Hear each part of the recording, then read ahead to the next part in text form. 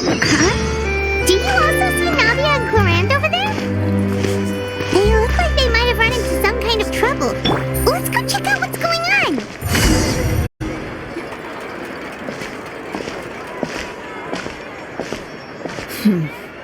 Still no dice? Not at all. And I've asked pretty much everyone in the court of Fontaine already. Lynette's ears drooped as soon as she heard that we'd have to be out and about for days on end. And Fremine, he hid himself under his helmet as soon as he realized there'd be people around that he didn't know. What about Chiori and Charlotte? I feel like both of them would be more than up to it. I've asked them already, but they're both pretty busy right now. I just gave the members of the Spina a few days off, too, so I don't want to bother them either. This is getting pretty difficult. Navia, Clorinde, what's up? Oh my. Well, if it isn't my dear partners, how are you all doing? Huh. Navia? Huh? Oh, you mean... Yep, this is our chance.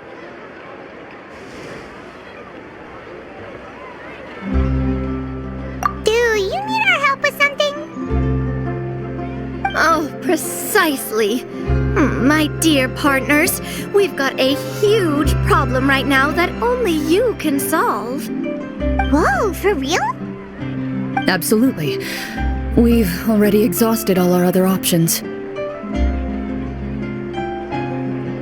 Traveler, Paimon, would you join us and play Marechaussee Hunter Judgment Day? Marechaussee what now? It's a new game script by the Tabletop Troupe, a local roleplay adventure club. Ever heard of the Tabletop Troupe? They put out games that allow you to participate in a story and roleplay characters with your friends. Oh, I've loved their stuff ever since I was a kid. That sounds super interesting. Clorinde and I are both veteran members of the club. Recently, someone came up with a new script and was looking for people to help playtest it for them. And when they asked, of course I couldn't refuse. I mean, come on, a brand new script? Nobody has ever played it before. Generally speaking, scripts at that level of development have a lot of issues, but I think this one is pretty solid.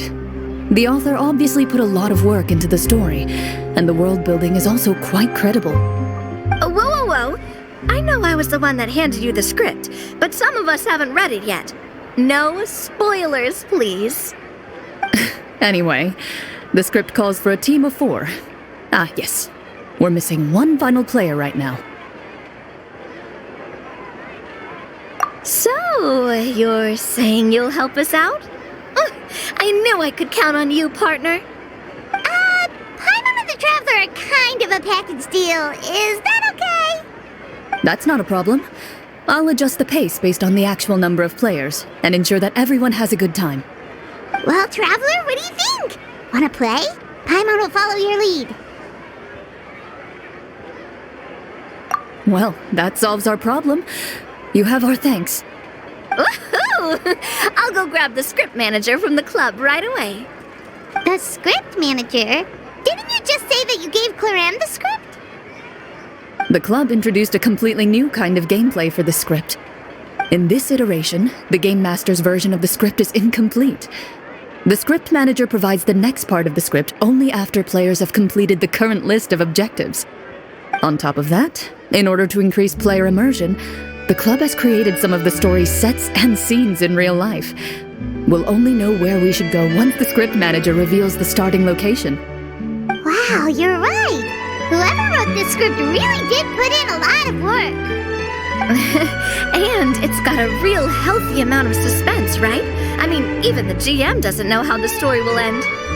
I look forward to experiencing it with you all. Why don't you go meet up with the others first? They should all be waiting at Chiorio Boutique. I'll come over with the script manager as soon as I find them. Sounds good. Remember to always watch where you're going, and don't rush. You say that like I'm 6 years old or something. Let me think. What kind of character should I play this time? I just hope you'll pick up some useful skills this time. Oh, and stop trying to persuade every animal you come across.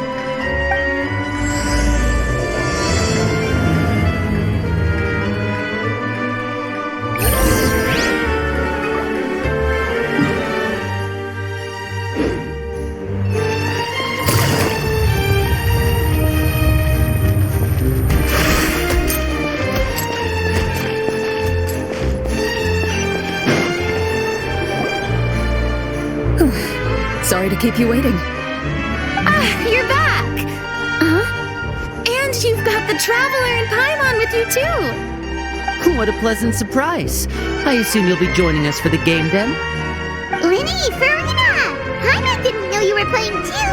Are you also members of the tabletop troupe?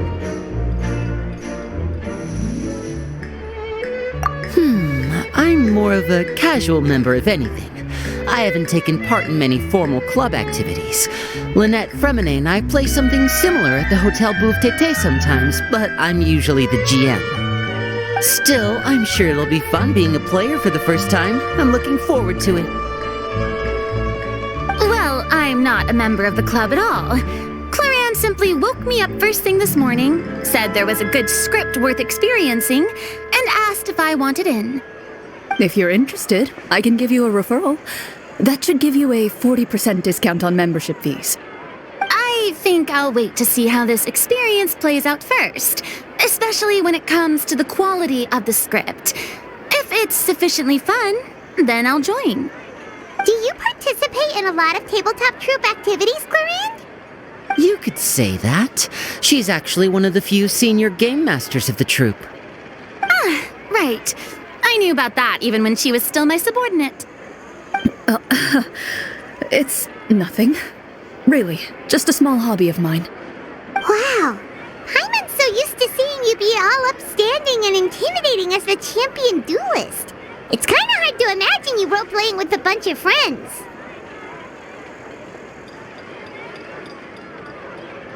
Surely you jest. I would never intentionally make things difficult for my players. I maintain a clear boundary between my professional and personal lives. The me you see at court represents the law and order of Fontaine.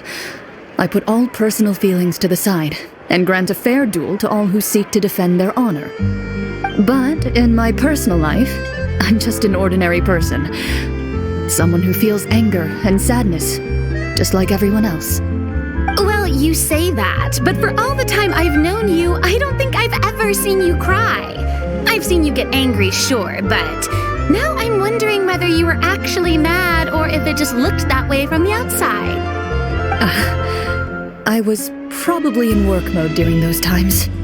Is that so? Well, in any case, I just feel like even in your personal life, you don't get emotional very often. So you want to see me cry? That might be a little difficult. A show of anger, though, that might be something I could accomplish. No, that's not what I meant.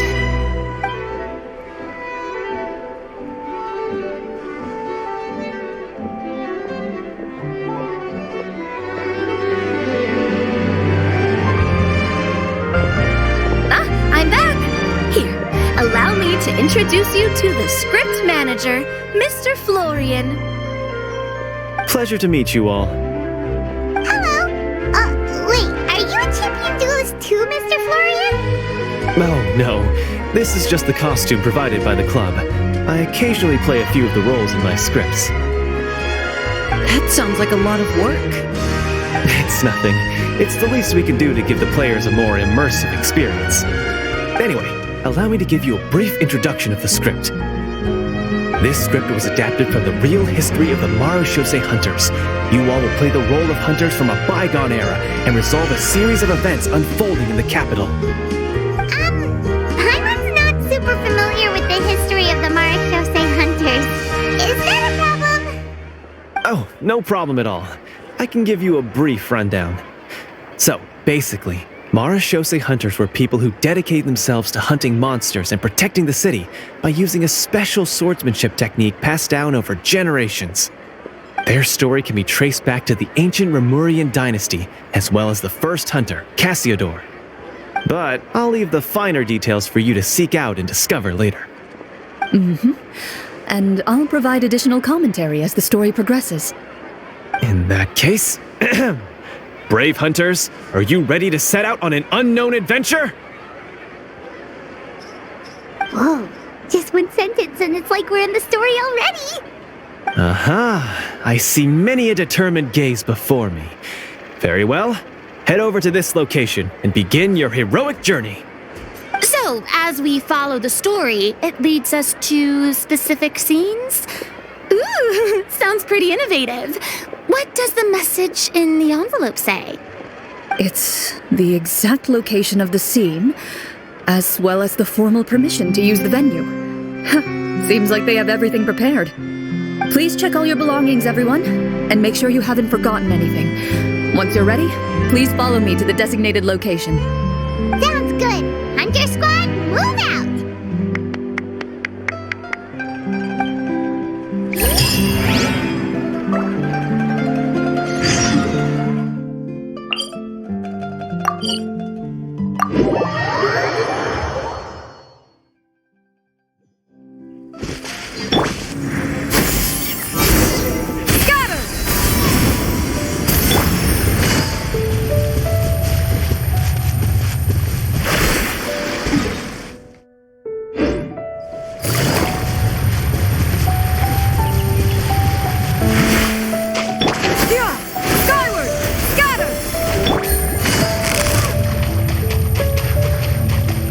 Busted.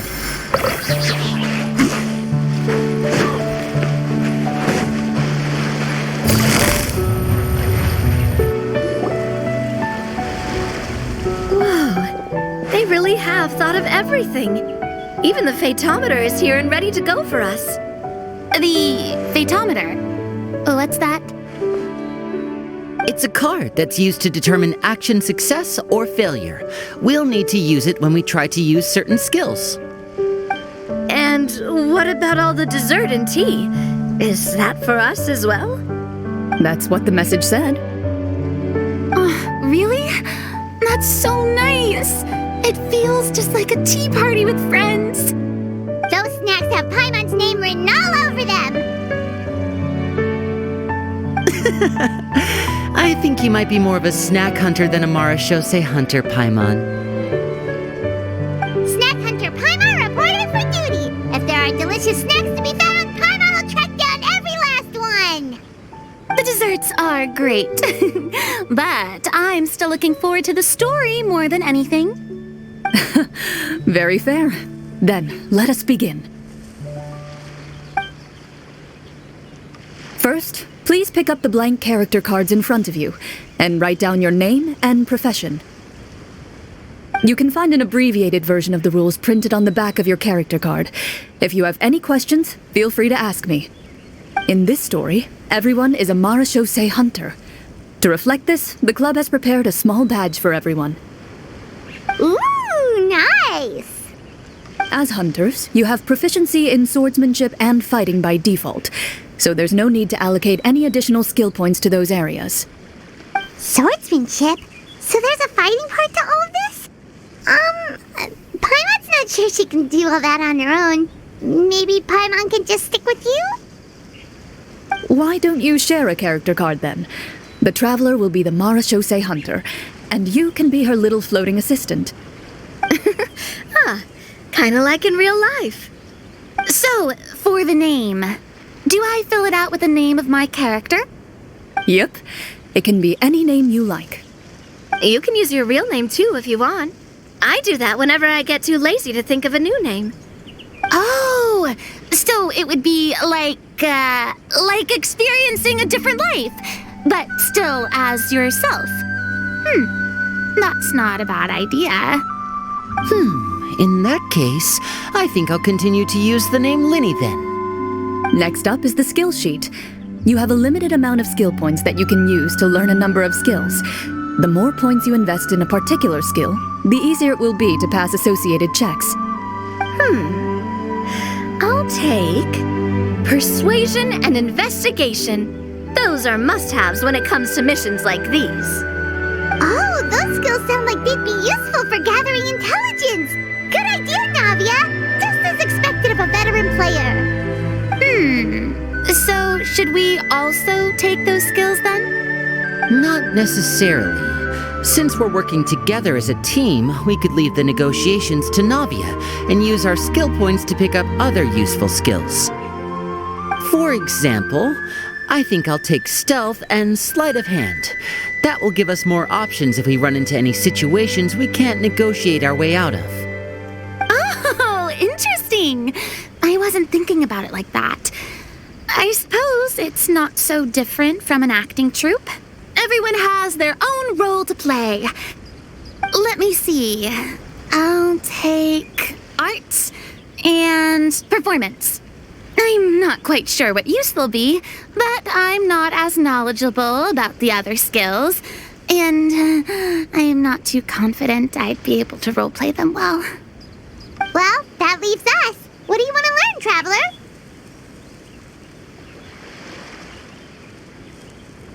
Ha! Gotta say, this suits you really well. Nothing boosts morale like good food. Oh, something that'll help you get a read on other people's thoughts. Sounds useful. So what do you think? Are you sure you want to learn these 2 skills? Let's see. Oh, looks like you each have enough points to choose one final skill. You've all picked such classic skills. It's fine to go a little bit out of the box, you know. Why do I get the feeling she's getting ready to cause trouble? For example, this one here. Summon. Doesn't it sound super mysterious and cool? Oh, I saw that one just now as well. The description says, this skill can be used under certain circumstances to summon characters or creatures that fit the script's world-building rules. The script's world-building rules, huh? But how are we supposed to know what a Marashose hunter can summon? Oh, that's not for us to worry about, my friend. Just learn the skills that interest you, and the GM will take care of the rest. Alright, you've convinced Paimon. Let's learn summon then. Paimon can't wait to see what kind of thing shows up. Well, now that everyone's more or less finished creating their characters, we can begin. Since 2 of our players are doing this for the first time, though, let me ask. Would you like to play on easy mode or authentic mode? What's the difference between the 2? Well, in role-playing games, the story sometimes changes based on the decisions of the players and the results of the Fatometer. For example, if you fail a check, that means you cannot use the target skill in that scenario. A critical failure may even result in further negative consequences. If you choose to play in authentic mode, every time you elect to use a skill, you'll need to use the Fatometer to see whether you succeed or fail, and face any consequences that may follow. If you choose easy mode instead, every check will be successful by default, and you won't have to worry about luck playing a factor.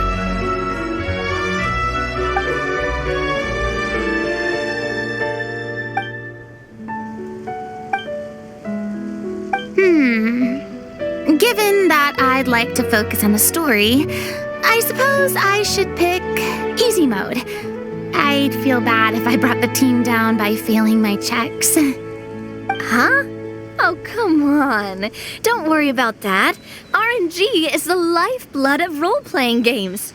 I'm going with authentic mode for sure. Never knowing what you might have to overcome. Ugh, doesn't that sound exciting? I'd rather be mentally prepared for what might happen. All right, then I'll mark down Farina for easy mode. All her checks will be successful by default. As usual, Navia and Linny will play on authentic mode. What about you, dear partner? How would you like to play? Are you sure? No need to worry about the pesky Fatometer. Pretty good choice if you just want to relax and play the game. Honestly, I don't think Clorinde would make things too difficult for us no matter what the Fatometer says. Isn't that right, Clorinde? No promises. wasn't super reassuring.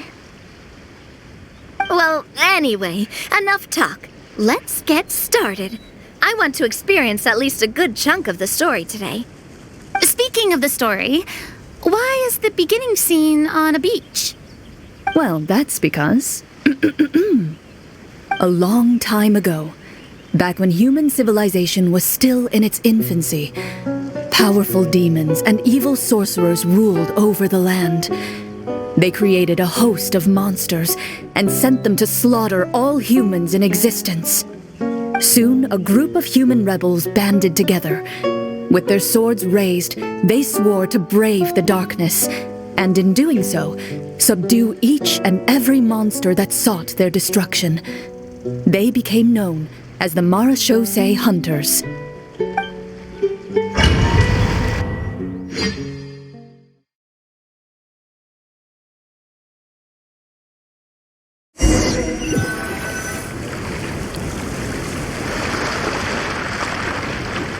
Sometime later, as a member of the Marachose Hunters, you receive a commission. Following the address provided on the message, you take a boat and arrive at this strange city.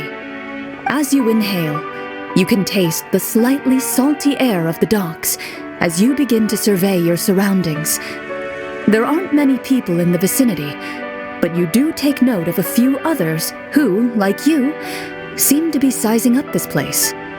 Your eyes meet, and you realize these people are fellow Marachose Hunters, likely led to this location after receiving the same commission as you. You're all Marachose Hunters too, right? Allow me to introduce myself. The name's Navia, monster hunter by trade and helpful neighborhood businesswoman on the side. What say you to traveling together? We can help each other out on the road. Okay, count me in. My name is Linny. I've been wandering since I was little and picked up a few less than legal tricks along the way. I was adopted by a Marachose hunter and later chose to follow in his footsteps. Is this where you introduce your character to everyone? It sounds like they've done this dozens of times. My name is Farina, and, I grew up in a noble family. I always had a strong interest in performance and the arts. Even though I'm a Marachose hunter, what I really want is to be a performing artiste. Hey, that's really cool. You can do it, Farina. That's exactly how it's done. Paimon is Paimon, a good friend and companion to this Marachose hunter right here. I've been studying the culinary arts since I was a child.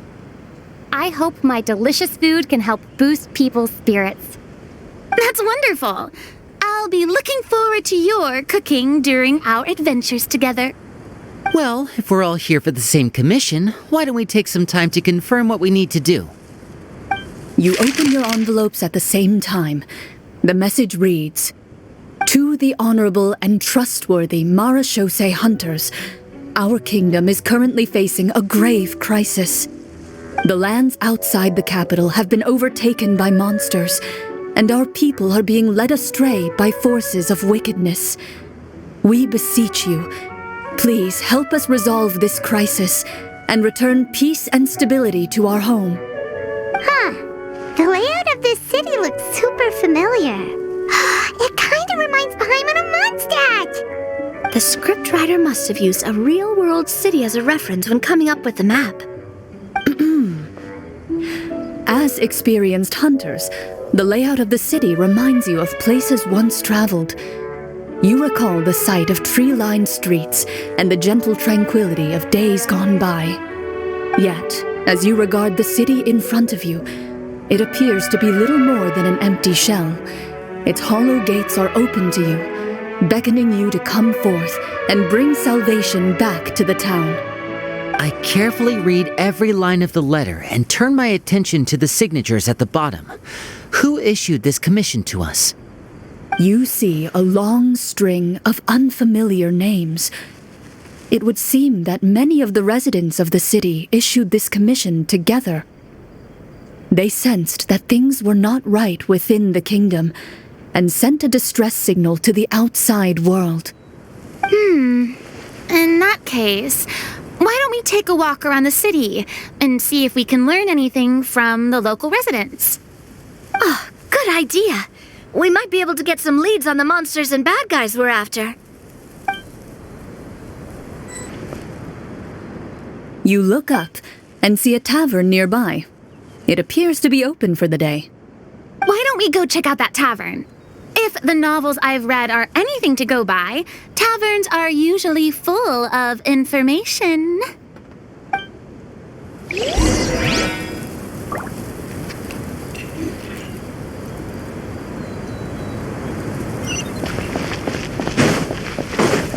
As you approach the tavern, you find a plainly dressed woman standing nearby.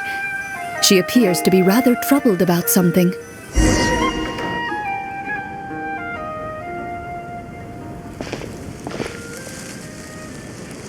Greetings, friend. Lovely weather we're having today, don't you think? Oh, hello. I suppose you're right. The weather today is quite lovely. If only those monsters out there would stop causing trouble. It seems like every character included in the script has a certain amount of useful information to offer. If we keep asking questions, we might be able to get some good leads. Oh, come now, don't be sad. Life is all about optimism. Oh, that reminds me. What did you have for breakfast this morning? Huh? I don't think that's the kind of question we're supposed to ask. Nothing turns a frown upside down like good food. How about some macarons? I could make you some. You didn't even take cooking as one of your skill proficiencies. That's not necessary, miss. Excuse me for saying this, but you don't really look like a chef. Besides, I'm not really a fan of sweets. So you're someone who barely smiles and doesn't like sweets. You're really starting to remind me of this one friend of mine. Hey! Did she just... me? Clorinde must have broke character for a second. This isn't getting us anywhere. Traveler, maybe you can think of something.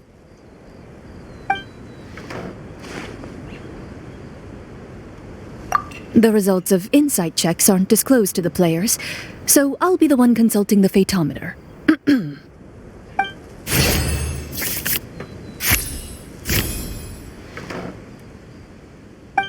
You recall all the lessons you've learned in your time and begin to carefully observe the woman's mannerisms.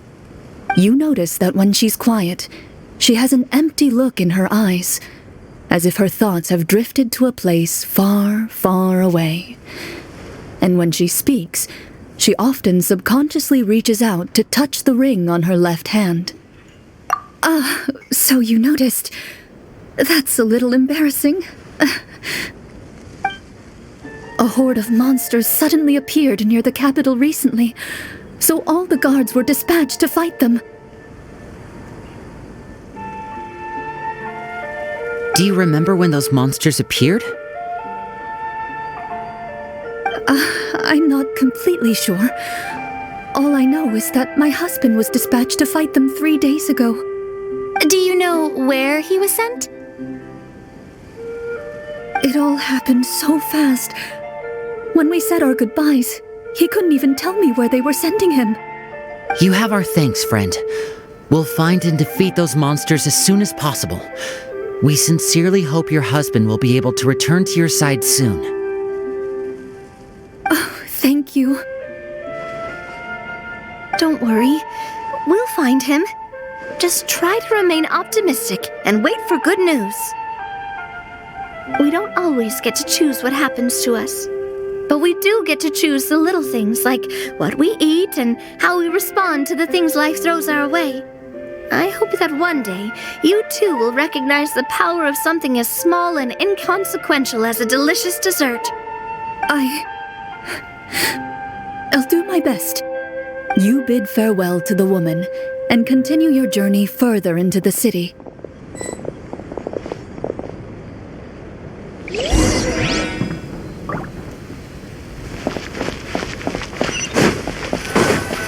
As you venture further into the city, the streets appear largely empty.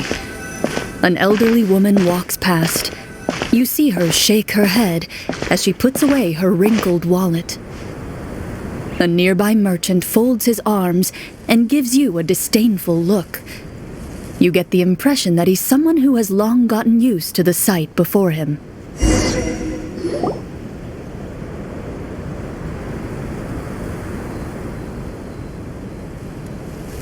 Although he doesn't seem very friendly, merchants are usually a good source of information, right?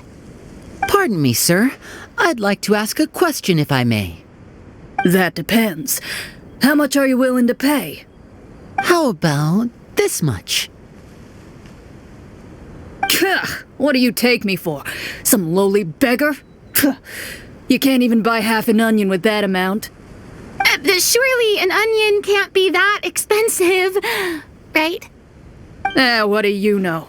War's nearly upon us. Everything costs several times what it did before. If you're not gonna buy anything, then scram. Whoa, what a nasty guy. Maybe we shouldn't even bother talking to him. But he still might have information we need. Traveler, can you think of something? A performance? I've never played a role-playing game like this before, but even I can tell that suggestion is pretty far-fetched. Is a performance check really going to help here? All right. Ahem. By the harbor's grace, a lone boat lies in rest. Let the moon give chase, for here begins our quest. In the dark of shadow, our heroes seek to find where creatures born of evil weave their grand design. Blocked the road does stand, such is our hunter's plight. Yet with sword and courage in hand, they march forth to pierce the night.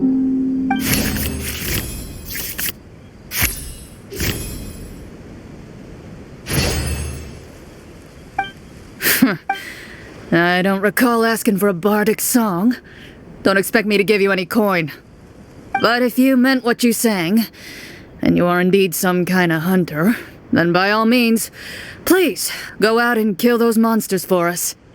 Those monsters are camped outside the city, and they've been destroying all our trade routes. We have limited reserves within the city, so if this continues, we're all gonna be in big trouble. Wait, you're saying no one has put a plan in place to distribute supplies or maintain order? We could all starve and those nobles in the palace wouldn't even break a sweat. Who knows? Maybe they've been in cahoots with the monsters all along. That is concerning. Yeah, all right, I think I've said more than enough. Be on your way now. Got it. Thank you, sir. Don't mind him, Farina. He just doesn't have enough taste to appreciate your art. No. I was just thinking about how those nobles must be so cold-hearted. It's like they don't care about their people at all.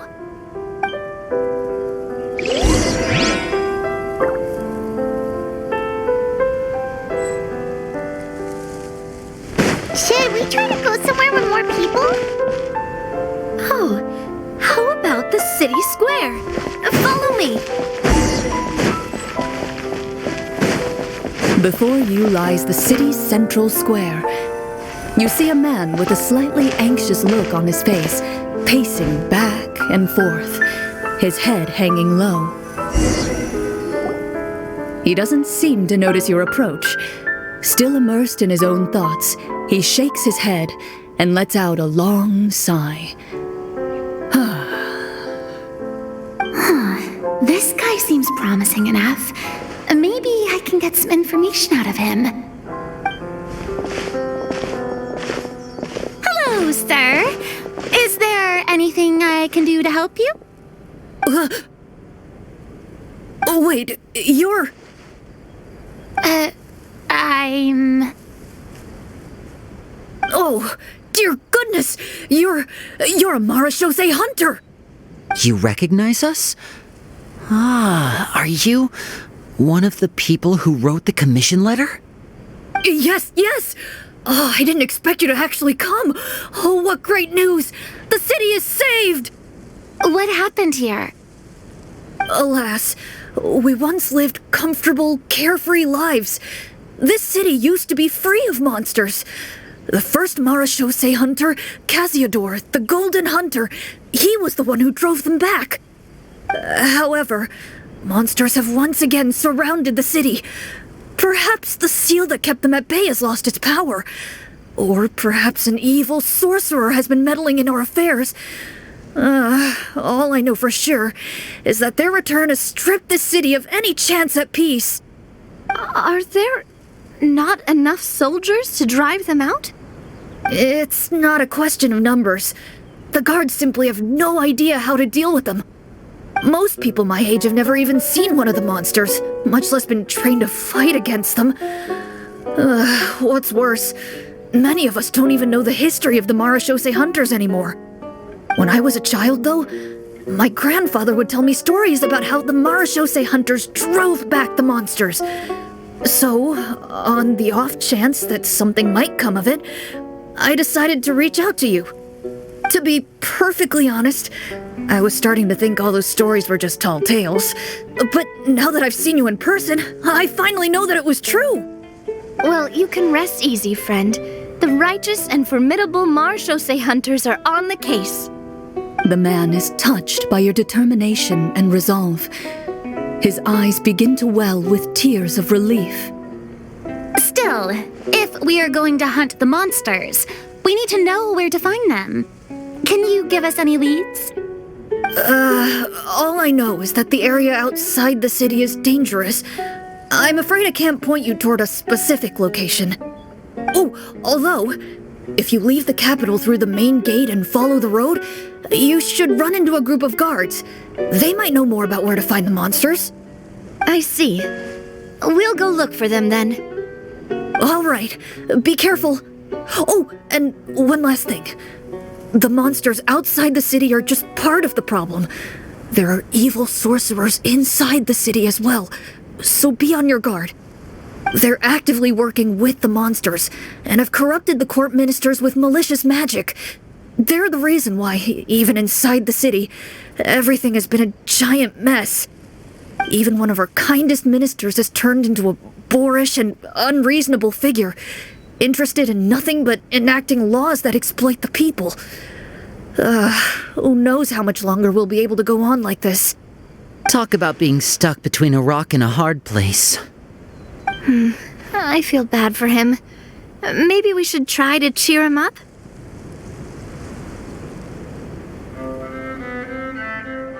Hey, not everything can be solved with food. I appreciate your kindness, but for now, it's more important to focus on the crisis at hand. Brave hunters, I leave the future of this kingdom to you.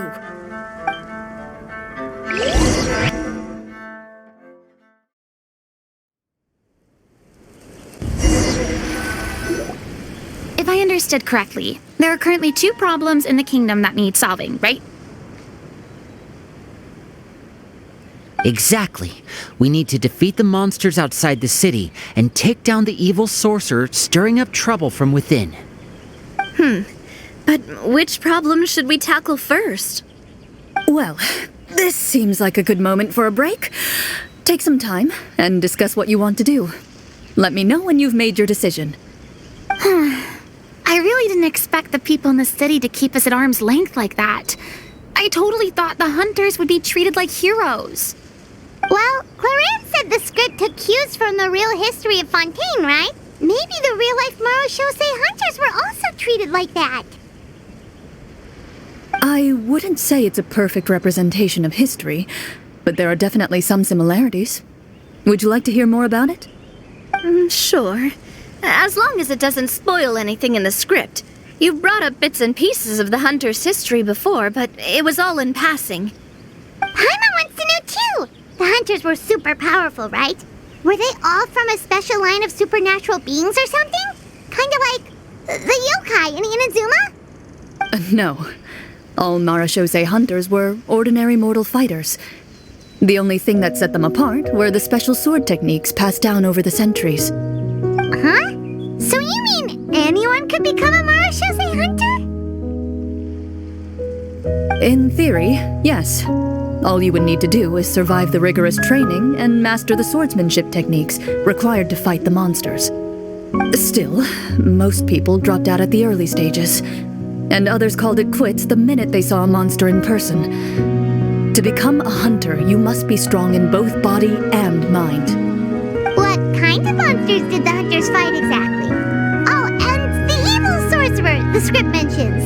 Did they exist in real life too? The land of Fontaine once played host to an ancient dynasty known as Rapperia. After that dynasty fell, monsters began to appear, intent on obstructing humans from establishing a new social order.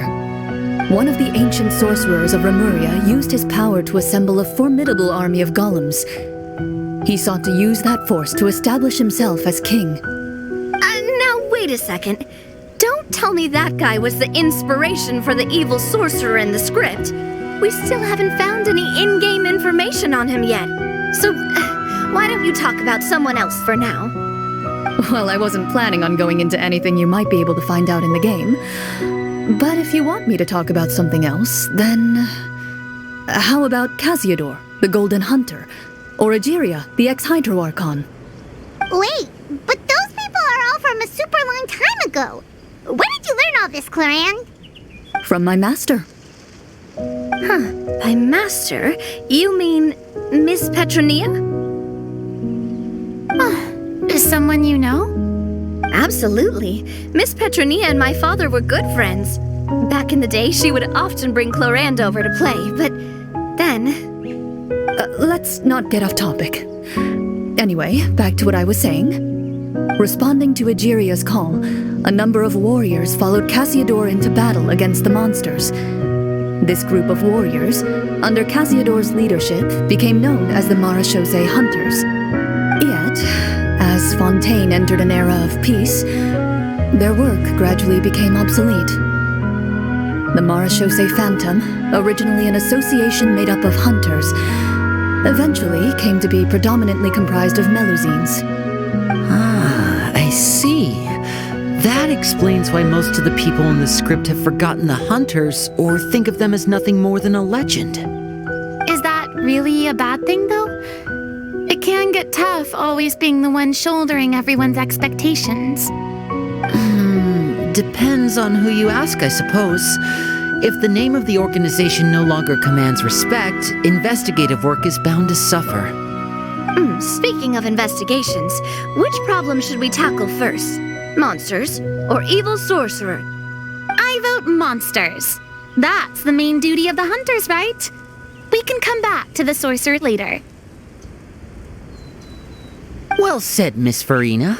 Plus, if the sorcerers really are the masterminds behind this whole thing, defeating the monsters could give us some clues on their intentions as well. What about you, partner? What do you think?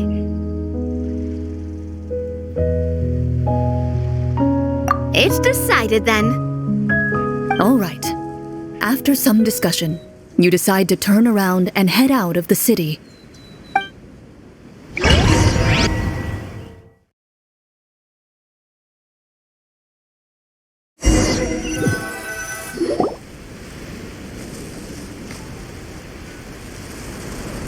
Let's take a look around, like that guy said. You there! Outsiders, halt! Who's there? An armored man approaches you. He has a tall, muscular build and a determined expression in his eyes. Just one look, and you can tell he's fought in his fair share of battles. Although he's trying his best to conceal his current state, his uneven gait and the sweat dripping down his forehead make it obvious that he's been wounded and is in serious pain. I'm the captain of the guard. I saw you sneaking around the city earlier, so I'll only ask this once. State your purpose, or it's off to the dungeons for the lot of you. Wow, Wow, it's been a while since someone's been this suspicious of us. I said talk, not whisper between yourselves. Have you ever heard of the Marchese Hunters? Marachose hunters? Ha! That fairy tale, you mean? What, you expect me to believe you're one of them?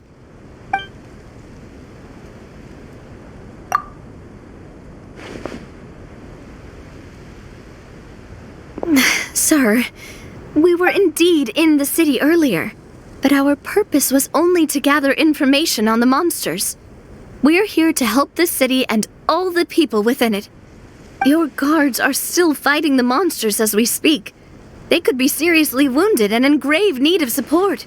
You need all the help you can get.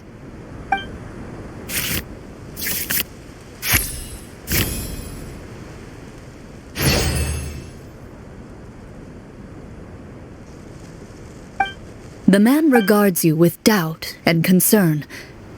After a period of inner struggle, he lets out a long sigh and informs you of the locations where the monsters have appeared. Those monsters aren't easy to deal with, but if you insist on going, I won't stop you either. I just hope all the guards will be able to come back to their families alive. I wish you the best of luck.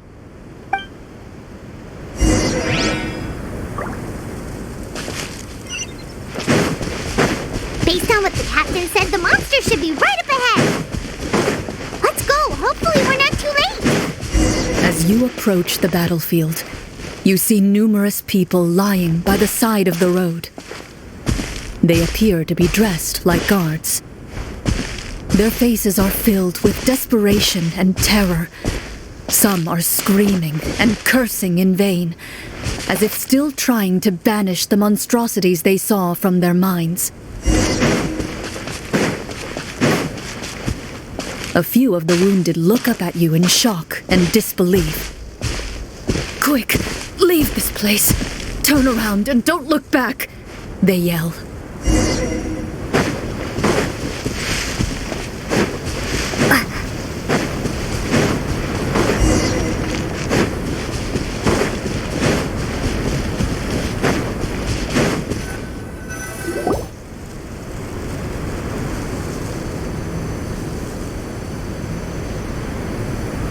This is the place he mentioned, right?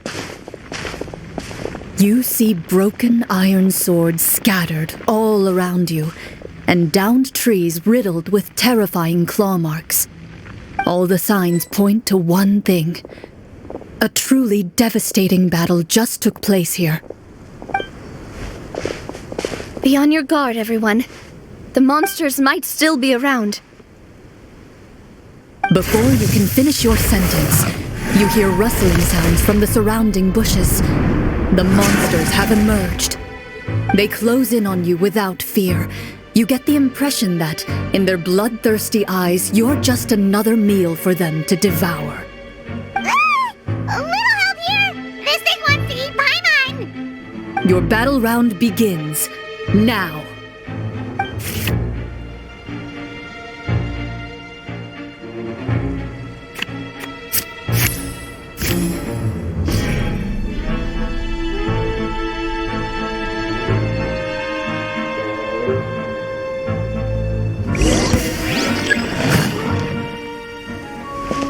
Shower me with praise! Little world, come on! Coming at you! Attack! A round of applause. The next battle round begins now.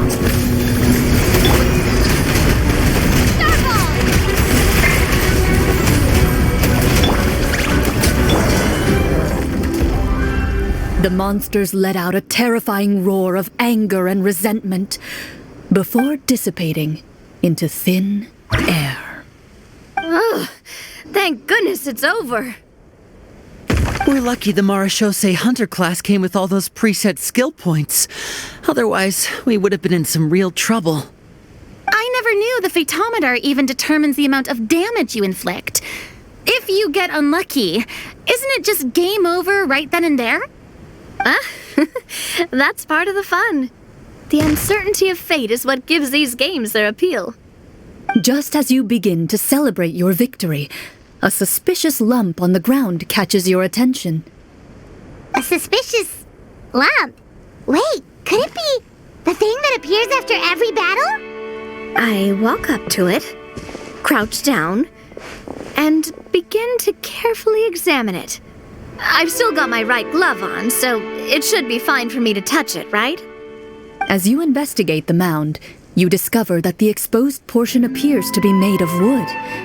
It was previously obscured by the large form of the monsters. With the monsters gone, the small protrusion now awaits your discovery, poking out of the ground like a shy flower bud. Whoa, it's a treasure chest!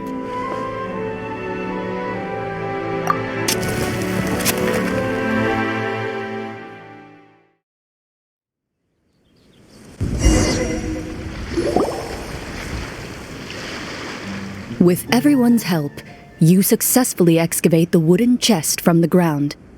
Even without opening it, you can tell from the mora and jewels scattered around the chest that it must contain quite the fortune. Makes sense. We worked hard for this. Let's open it and we can share what's inside. I can understand your excitement, Paimon, but think about it. Doesn't it seem like there are people out there who need this treasure more than us? Yeah. Think about all the people suffering in the capital, or all those guards who got hurt fighting the monsters. Wouldn't it be better if we gave the treasure to them? Wait, is that how it works? Paimon thought since we were the ones to dig it up, we could just take it for ourselves. Well, let's put it this way. Any decision you make during a role-playing game can impact the future course of the story. But would the people really believe us? It's hard enough for us to prove we're Marchese hunters. What if they think we procured the treasure illegally? They might get even more suspicious of us. That's definitely something we should consider. Maybe we can come up with an explanation in advance. Well, if donating it could cause that much trouble, why don't we use it to buy some gear and fill up on good food? Then we'll be ready to fight even more bad guys. Looks like you're facing a difficult choice once again. Well, it's getting late. Why don't we call it a day for now? Wow, where did the time go? I'm not sure if it's because I'm having so much fun with you all or because the story is particularly enticing, but I feel like I could almost keep going. Here, here. Ooh, how about we play through the night? I'm not sure I'll have enough energy for that. Yeah, that won't work for me either. Lynette will give me an earful if I get home too late. I understand how you feel, Navia, but we have to change venues for the next part of the story anyway. Huh? Another location? There's a special note for the GM at the end of this section that says to proceed to an indoor set for the next part of the script. Whoa! They really pulled out all the stops for this new script. Well, even if we end the game for the day, we can still stay a little longer and hear Clorinde finish her story, right? Paimon wants to hear more about the history of the hunters. Something tells me you just want to finish the free desserts before we break for the day. That's just a coincidence, okay? Besides, to Paimon, not finishing free food feels even worse than having to buy her own. And anyway, Paimon really does want to hear more about Clorinde's master. Well... It's nothing. I appreciate the concern, but it's all in the past. It won't do any harm to share these things now.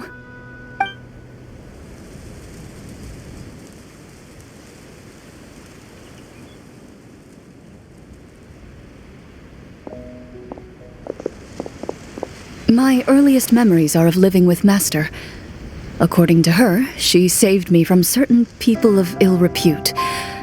My birth parents had left me behind some time before that. What a heavy beginning for a life story. Master was a fascinating individual, if inexperienced in the ways of raising children. My first ever toy was a short sword. Although I suppose it wasn't so much a toy as something Master removed from her waist and handed to a noisy child in need of distraction. Oh, wait, so she handed an actual sword to a child? Isn't that dangerous? Did you hurt yourself? Of course I did. I cut my palm and bled quite a lot. But Master was not concerned. She just stood there and casually lectured me about it. "See, that's what you get for not holding the sword properly," she told me. She then crouched down next to me and said, "Give me your hand. I'll teach you to bandage this wound. After that, it's time to learn how to truly hold a blade." Excuse me for asking this, Clorinde, but how old were you exactly when all this happened? Probably around, 3, give or take. 3? Isn't that when most kids are still struggling to hold a fork? As I said, Master was rather inexperienced in the ways of raising children. She believed trial and error was the best way to teach a child what they're capable of. I'm not so sure this is a question of experience. I didn't see anything wrong with her ways at the time. And anyway, children don't get to choose how they're raised. Oh, she did bring me back a pet from Liyue once. It was a Geovishap hatchling. A Geovishap hatchling? For a pet? That seems even more dangerous. What she said was this: "Make sure to get along, you two. If you really can't agree on something, just settle it with a fight. Whoever loses is the real pet." And how old were you when this happened? 5. Well, did she win? No, I lost. So you're saying you actually became the Geovishap's pet? Yes, but only for a week. By the end of that week, I defeated it in combat, and we've shared a cordial relationship ever since. That really doesn't sound like the kind of childhood someone should have. Later on, I gradually understood that Master most likely didn't know any other way to raise a child. She was a marechaussee hunter, but I never heard her bring up her own parents. Thanks to her, I learned how to navigate the forest by the age of 6, and could hunt monsters in the wild by myself the year after that. Even though the training she subjected me to was strict, she always made sure to take me traveling when she had the time. We met many of her friends during those days. That was also how I met Mr. Callis and his family. I still remember the first time we met. You were too scared to join our picnic and hid behind Ms. Petronia the whole time. I still hadn't really met many children my age at that time, so I didn't know how to interact with others. After that, though, you started coming over a lot. You loved challenging people to shooting competitions, remember? I don't think many members of the Spina ever beat you in one of those. I had a lot of fun during those days. I enjoyed them too. Oh, do you remember that one time we went exploring around the Spina together? We overheard Papa call your master Fontaine's Protector of Justice. We tried to pretend like we never heard anything, but you nearly let it slip that one time.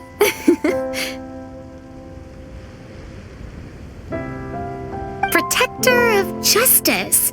Oh, wait, you mean that vigilante hero from 20 years ago? The one who was always active at night? Yep, that would be her. She often would put on a black cloak and go out at night. I never knew where she went or what she was doing. Until, like Navia said, we overheard the truth from Mr. Callis that night. 20 years ago, huh? I still remember the guards leaving all kinds of witness reports about her on Nervalette's desk. My apologies. Oh, there's no need to apologize. You had nothing to do with it. And anyway, everything she did was for a good cause. Although, calling herself the Protector of Order was a bit much, especially when she deliberately operated outside the law. Huh? When did the Protector of Justice become the Protector of Order? Oh, she had a bunch of code names. I heard she would just come up with a name on the spot whenever she was asked. Later on, she probably got sick of answering those questions and decided to stick to just two. The protector of justice and the protector of order. That sounds like her, all right. I bet she forgot which of the two she'd use by the time she got back each night.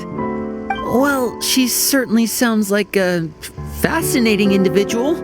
With her strong sense of justice, it's no surprise her student followed in her footsteps. It's true. I always wanted to become like her. Someone powerful, independent, and with a strong sense of conviction. But...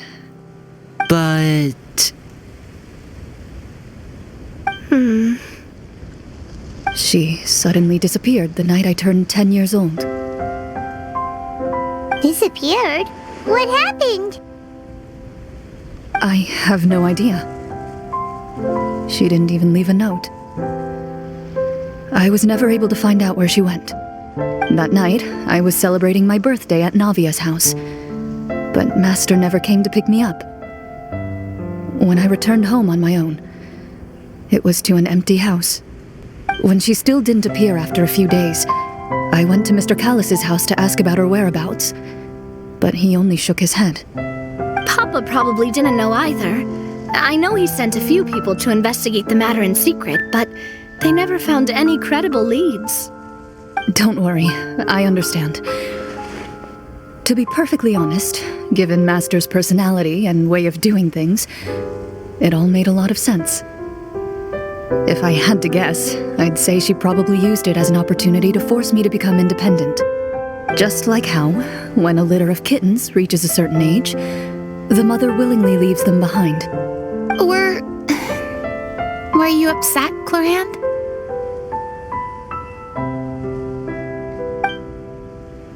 I was at first, but not anymore.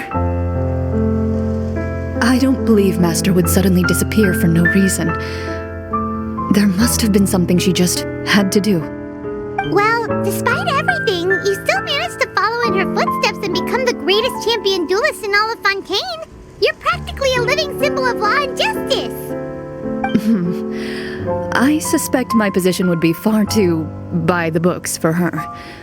Master always did whatever she pleased. But you're right. I suppose I do take after her in some ways. Who knew Clorinde had such an interesting past? I never had the chance to ask her about it before. I wonder if Clorinde's master were the champion duelist back then. Would that duel against Mr. Callus have gone differently? Oh no. Judging by the atmosphere, Clorinde and Navia are probably thinking something similar. The mood just got super awkward all of a sudden. Well, anyway. Would you look at the time? It's getting dark, so we should probably call it a day for real this time. If we keep talking like this, we really will be here all night. I had a great time today, Miss Clorinde. Thank you for being our GM. Anytime. The script was good, but I've got to say, your childhood stories were even better. Hey, you should tell us more about that fight against the Geo-Bishop sometime. Maybe your master was onto something. You could be right. What does she mean, onto something? I certainly don't know any 5-year-olds who want to fight a bishop in their spare time. Guess I'll head back as well. I need to save my energy if I want to continue enjoying the story tomorrow. You're that excited to hear about my fight with the bishop? I was talking about the script.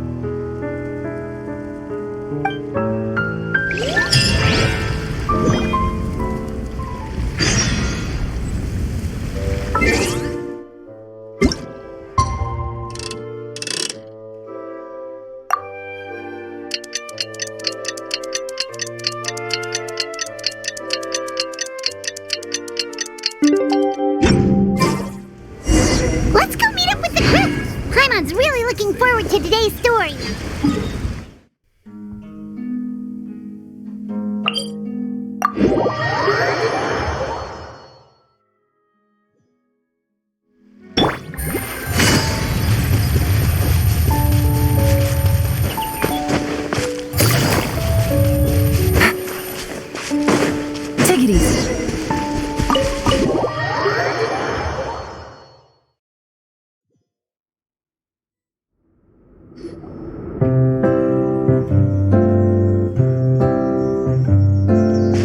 looks like everyone's here.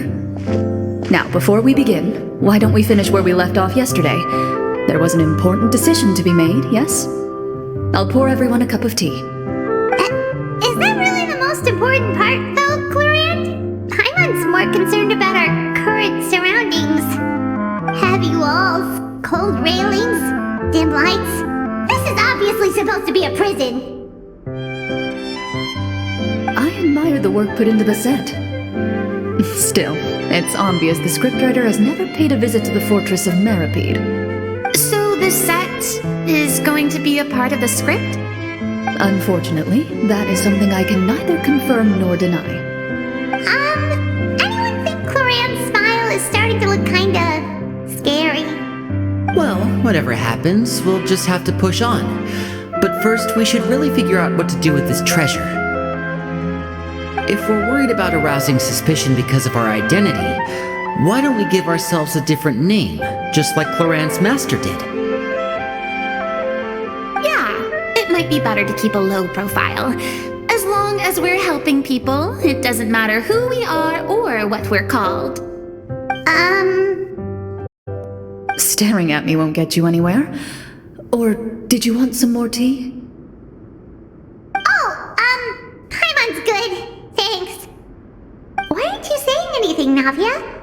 Wait, what's that next to you? Oh, this is the short sword Clorinde mentioned last night. I found it. Huh. I'm surprised you managed to track it down after all this time. Well, I made sure to take good care of it, considering the circumstances in which you gave it to me.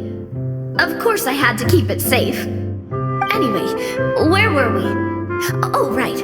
I was just thinking about all the potential ways for us to break out of prison. We could dig a tunnel, or try to bribe the guards. Wait, we haven't been thrown into prison yet, have we? Well, it's only a matter of time. It pays to be prepared. Just like how you should always have an umbrella on hand, even when it's sunny. Alright, Paimon's made up her mind. Let's just give the treasure away. Paimon may have wanted to keep it, but if it's going to land us in prison somehow, Paimon will be too upset to enjoy her snacks.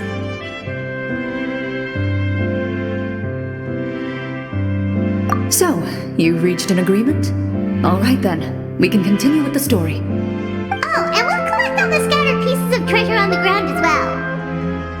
Alright.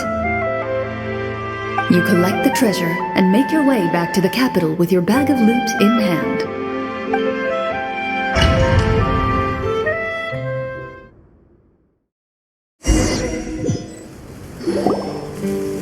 The city is still shrouded in a gloomy, oppressive atmosphere, but your spirits are surprisingly high.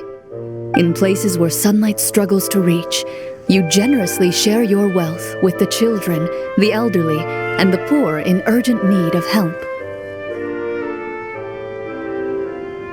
Thank you, kind soul. The elderly woman's look of gratitude follows you as you walk away, her eyes never leaving your back until you move entirely out of sight. However, there's still quite a bit of Mora remaining. It appears you haven't made much progress. She's probably trying to tell us to speed this up. We need to hurry up so we can address the sorcerer problem. Should we go find that man again at the square? He seemed like a pretty responsible guy. I'm sure he knows the people here far better than us. Oh, good idea! Just as you start to make way to the square, intent on finding the man again, there's a voice.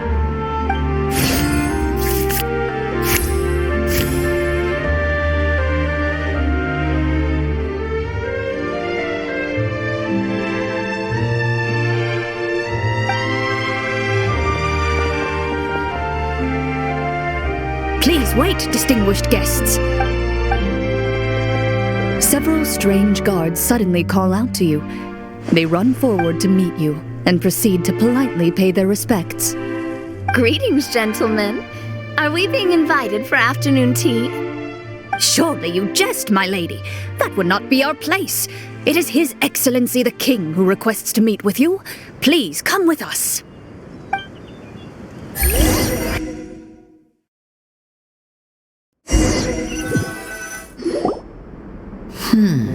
Do you think this could be a trap? Well, we have to investigate the court at some point, right? Meeting the king himself would be a fantastic opportunity to do that. I say we go for it.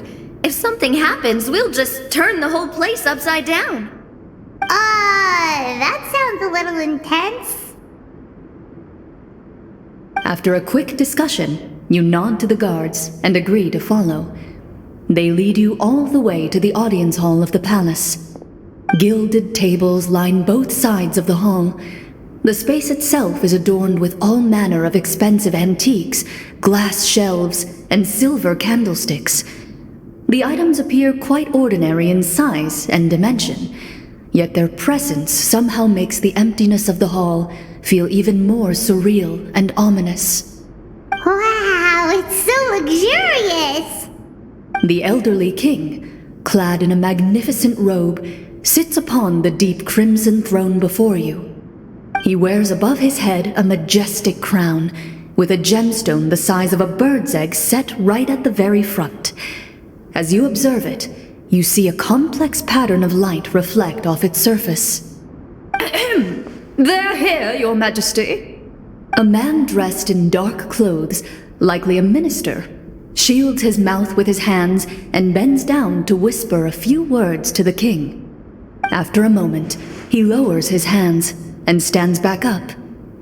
His gaze shifts to fixate on your group, but he does not move from his place at the king's side. The king does not appear entirely aware of his surroundings. The man by his side, though, we should keep a close eye on him. The king remains still and says nothing. The minister is the one who speaks.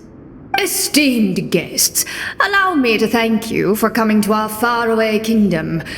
Unfortunately, His Majesty the King finds himself quite exhausted from work. So please allow me, his Prime Minister, to welcome you in his stead. I've heard tell that your group, the Marechaussee Hunters, used your exceptional ability with the sword to repel the monsters near the capital. Such a great deed deserves to be rewarded. However, seeing that I was not fortunate enough to observe such a feat with my own eyes, you'll forgive me for seeking to verify the truth by speaking to you myself. Well, we've got nothing to hide. You brought us here to talk, right? So we'll just explain what happened.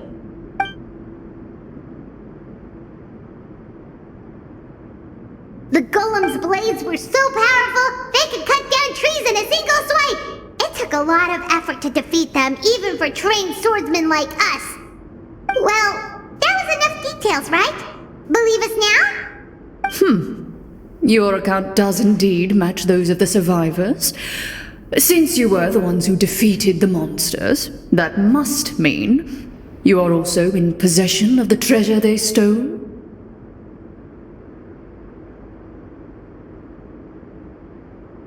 Well, we did take the treasure, but... How did he know about the treasure? Then I must ask that you return it at once. It belongs to the kingdom. Wait, but didn't you just say that our great deed deserved a reward? Shouldn't the treasure be considered a part of that? Yes, that was indeed what I said. But you seem to have forgotten a very important distinction. Only that which is freely given by the king can be considered a reward. Taking the rightful wealth of a kingdom without said permission, on the other hand, is a crime. But that's completely unreasonable. Yeah, that makes no sense! If it weren't for us, the treasure would still be buried underground somewhere! Maybe so, yet the fact remains. You tried to dispose of the treasure without reporting it to the court and without receiving permission, yes?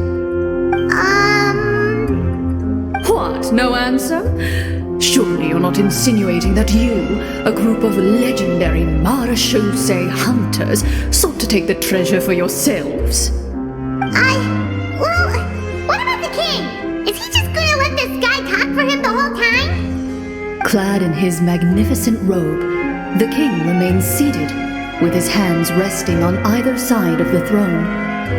His posture is rigid and unmoving. He stares forward with an empty look in his eyes, completely unmoved by the events before him.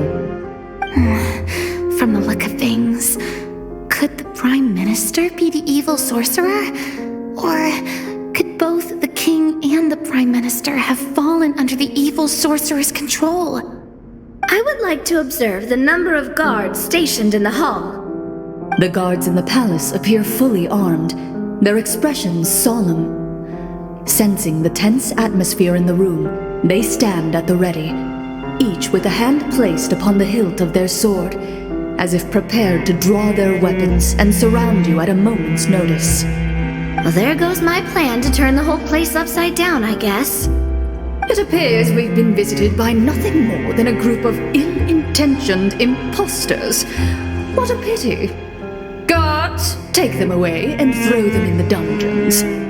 Before I decide your fate, however, I must first determine whether you have any accomplices outside the court. Can't we try to slip away? Or maybe start some kind of riot? But if we try to fight the guards right now... Don't worry. At least we figured out who's behind all this. Let's just play it by ear. If you're scared, Paimon, just hold my hand. Aw, thanks, you guys. You allow yourself to be led away by guards surrounding you on both sides.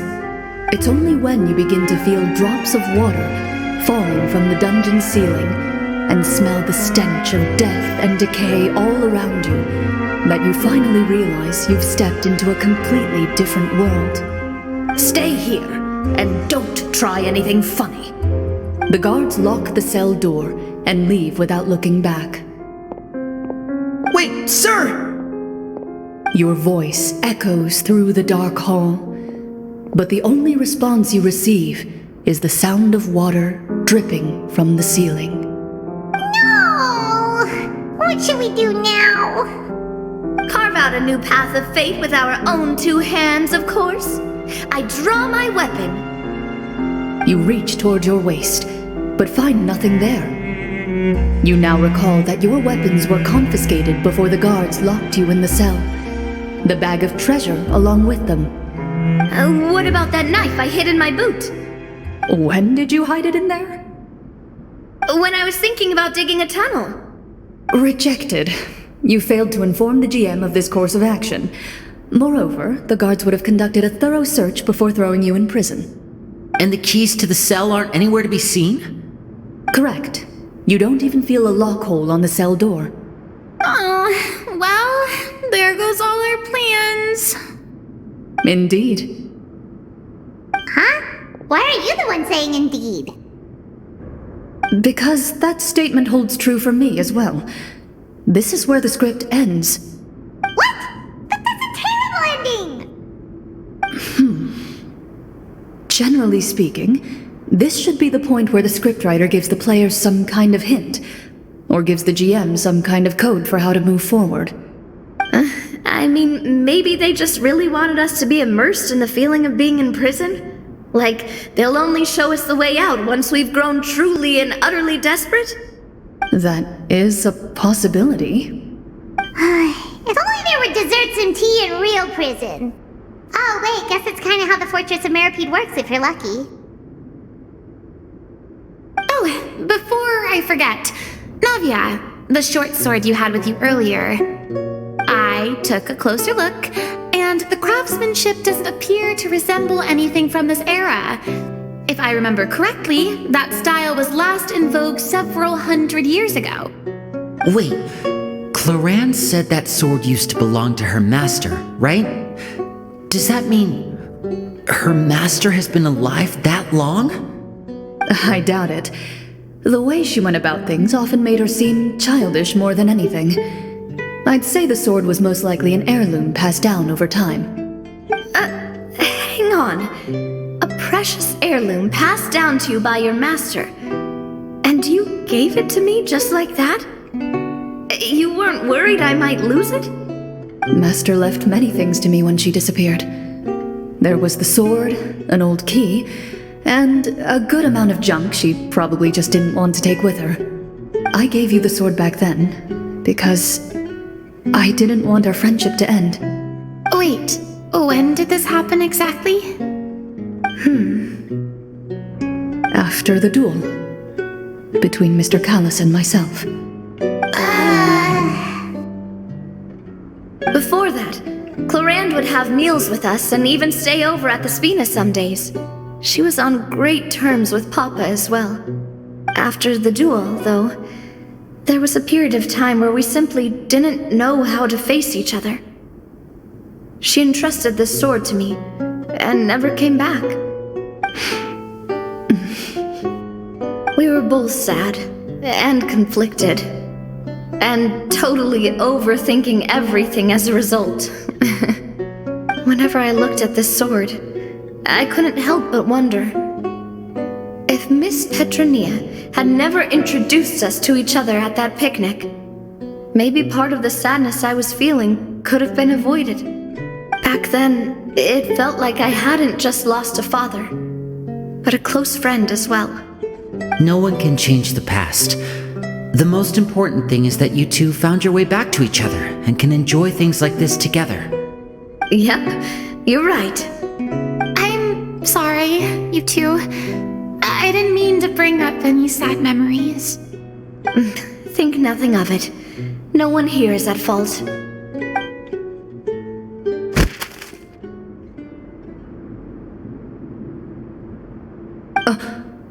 Huh?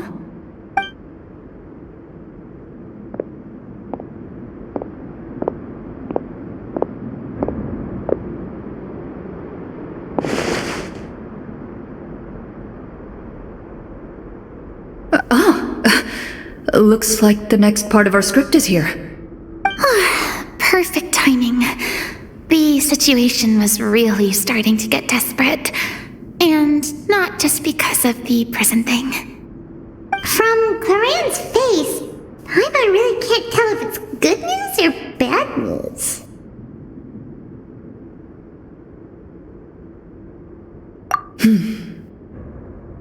Water continues to drip from the ceiling. In this lightless dungeon, you lack a reliable way to tell how much time has passed. Eventually, you get used to the unpleasant odor of straw, mold, and rust, and find yourselves alternating between fits of drowsiness and despair. Suddenly, you hear footsteps outside the door. Heads up, everyone. Someone's coming. Gather close, everyone, and keep your voice down.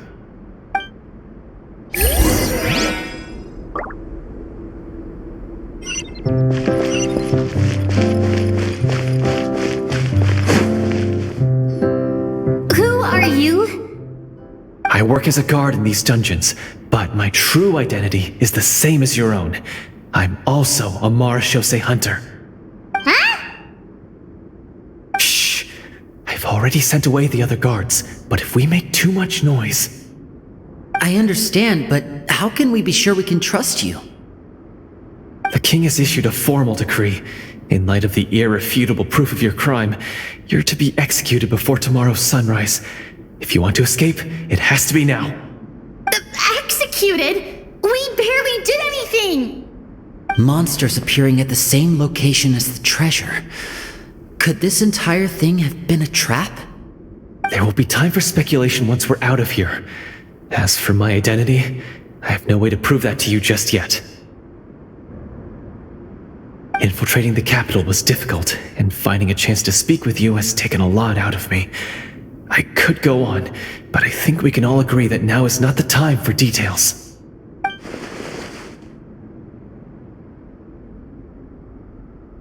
Have you seen our weapons anywhere, sir? Don't worry, I brought them with me. They're just behind the door. Still, these weapons alone won't be enough to defeat the true enemy behind the scenes. His faction is too powerful. The guards are all under his control, and he's even stationed a number of golems in various rooms throughout the palace. To defeat him, you must find a secret vault. It is said that within that vault, the marechaussee hunters of the past left behind a treasure with the power to defeat the sorcerer. You're not coming with us? No, I'll remain in the dungeons to deal with the guards. I'll try my best to distract them so they don't go after you. As long as my identity is not revealed, I'll be able to aid you when the final battle comes. In that case, please stay safe. Thank you for your concern. I will do my utmost. As for the location of the vault, here, this map should lead you there.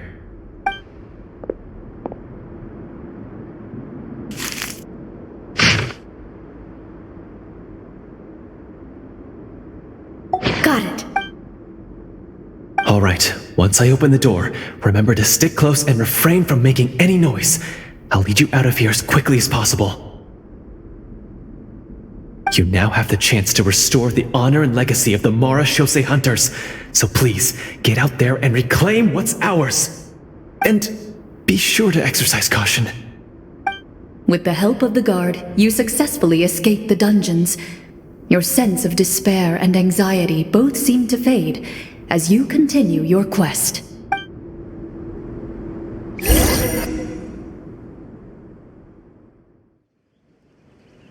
Wait, we didn't get to use our skills at all while we were in prison. Who knows when we're gonna get the chance to use that cool fire spell?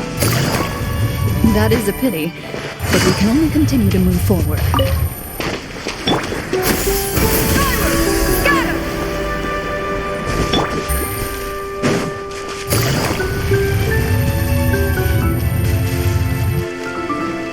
This should be the place marked on the map. This bit of rock certainly looks suspicious. Well, I'd say an investigation's in order then. Plus, if all else fails, we can just blow it up. Wow, you really meant that! Before you lies a serene stretch of open water, its surface shimmering a brilliant shade of sapphire blue. Well, guess this means it's time for a swim!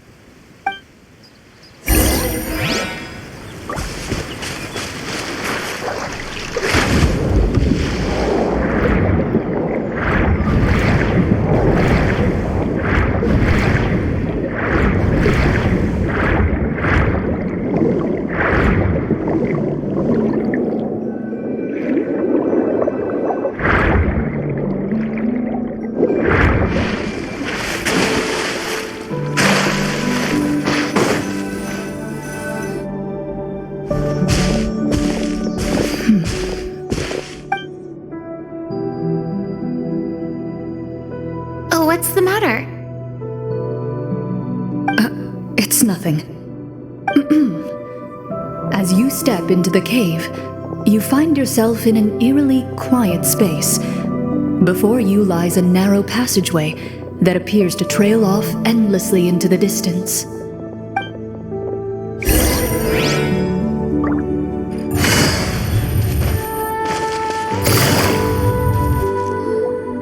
Wow, this must be where the treasure is hidden!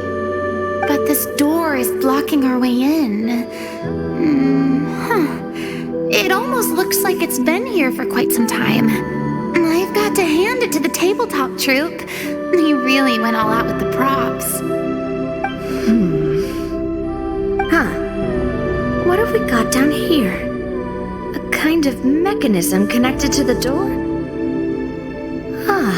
It looks like we might have to arrange it into a certain pattern. A pattern on a stone door. That's something Master mentioned before. Is something wrong, Clorinde? After a long, difficult journey, you finally arrive at the location indicated by your map.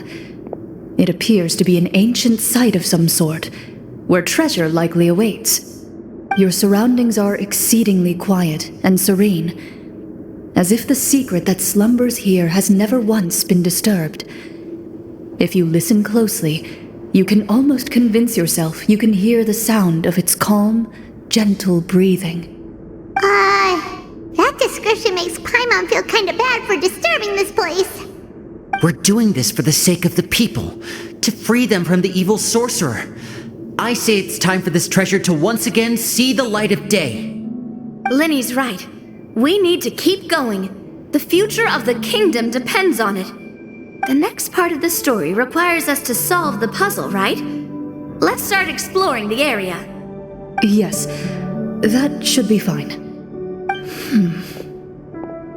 Something feels off about all this. Guess I'll just have to improvise.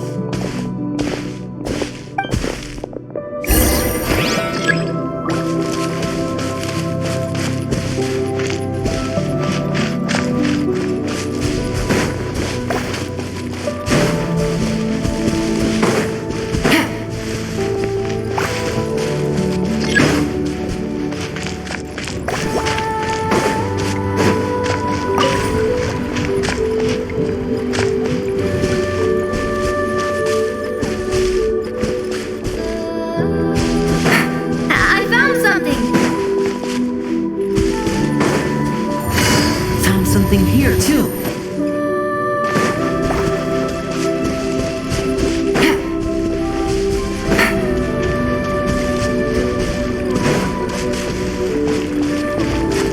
Same here.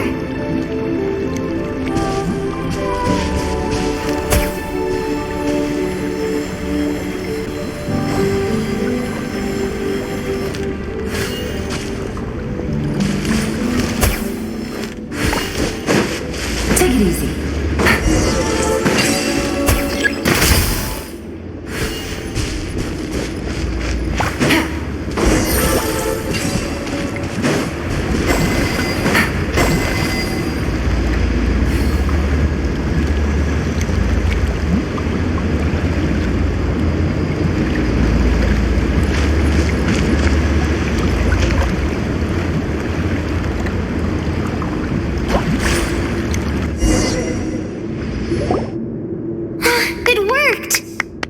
Something just appeared. Some kind of new mechanism, maybe? By solving the puzzles, you prove yourselves worthy of inheriting the secrets of the past. At the end of each puzzle, you're rewarded with a key.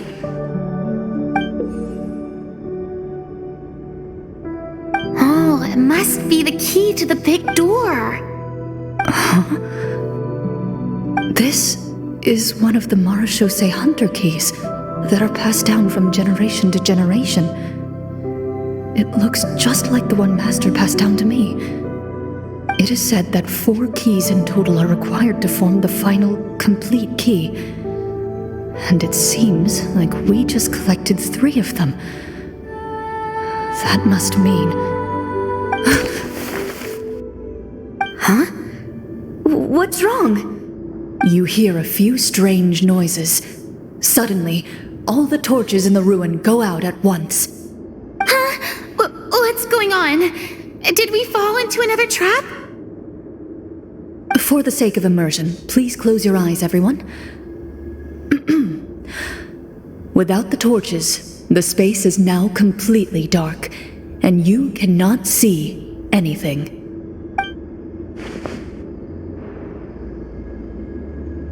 But Paimon can still see a little bit over here.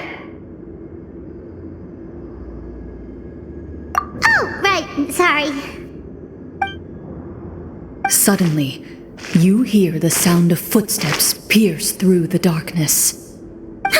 There's someone else here? Oh, this is so unsettling. I can't see anything. I've been discovered then? Wait, that voice, it's... You recognize the voice as belonging to the guard who led you to this place. It appears he now covets the treasure for himself and has come to stake his claim. Oh, so this is just part of the script. Then I can probably relax. Well, if we can't see anything, that means we can't fight to the fullest of our abilities. Should we retreat for now? Judging by the way he's holding his sword, he must be a real Marechaussee Hunter. But this isn't part of the script. Retreat? That's not the Hunter way. If it's dark for us, then it's dark for him. We choose to fight. Your choice is noted. Please keep your eyes closed until I tell you the torches have been relit. This battle will be in the dark. You got it! Well then, let us begin.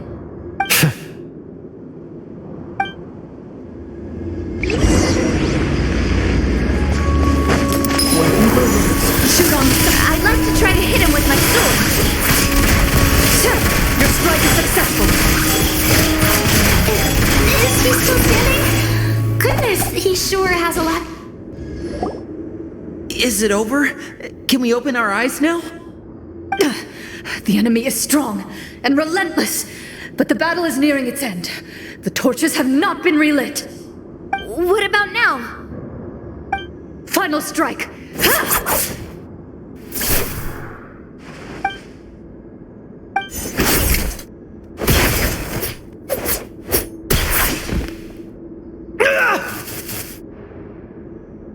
Oh, well, did we get him?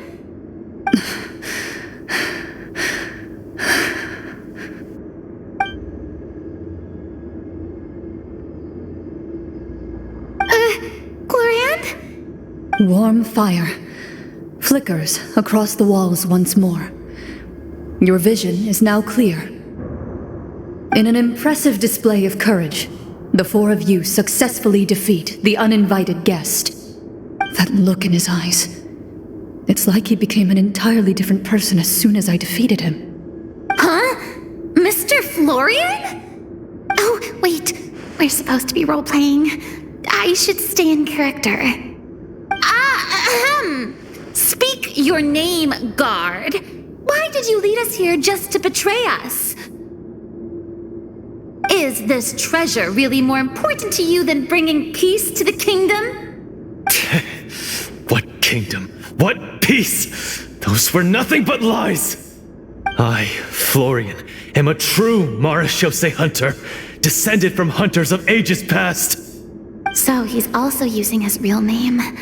Or, wait, was that the name of his character from the very beginning? Then I'm even more confused.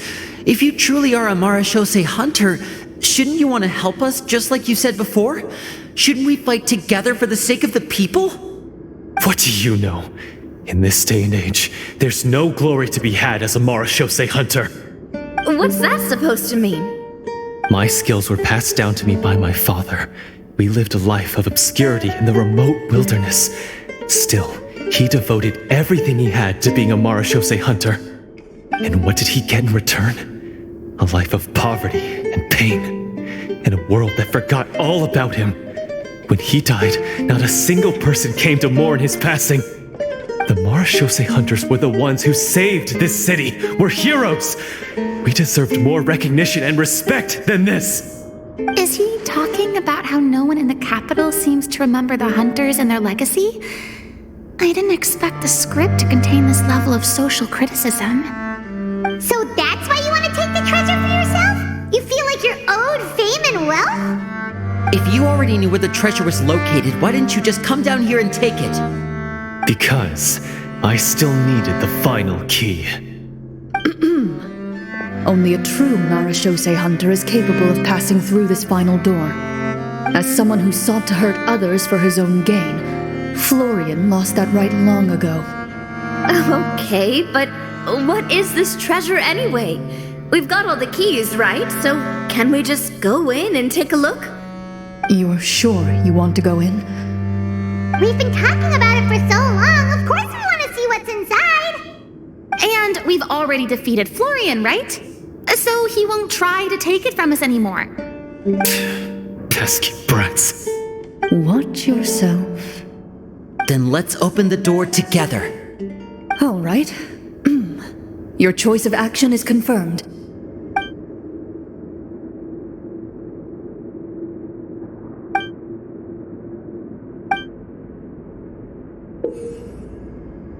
Before you, the door to the treasure, sealed and undisturbed for more than 100 years, finally swings open. You hear the shrill wail of the door hinge as it rotates for the first time after years of disuse, almost like a sleeping giant letting out an extended yawn. You get the impression that the secrets buried behind this door might be just as heavy as the sound you just heard. It's open! Come on, let's go in! Paimon wants to see what's inside! Ooh, me too!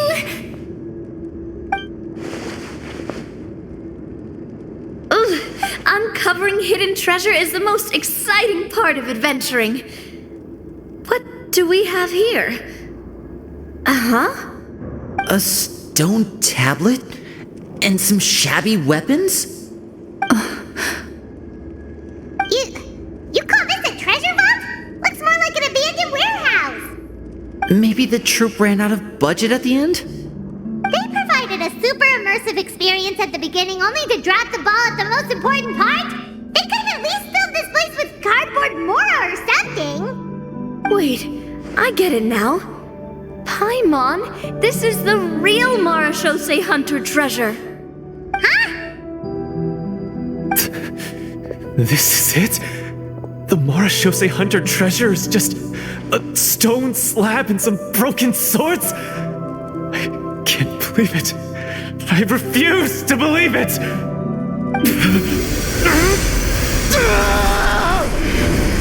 Whoa, are you okay? The Marashose Hunter before you appears to suffer a serious mental breakdown. He needs to leave the room for a moment to collect himself. One of you seems to understand the significance of the treasure already. If the rest of you wish to follow suit, you may remain here in the meantime and explore your surroundings.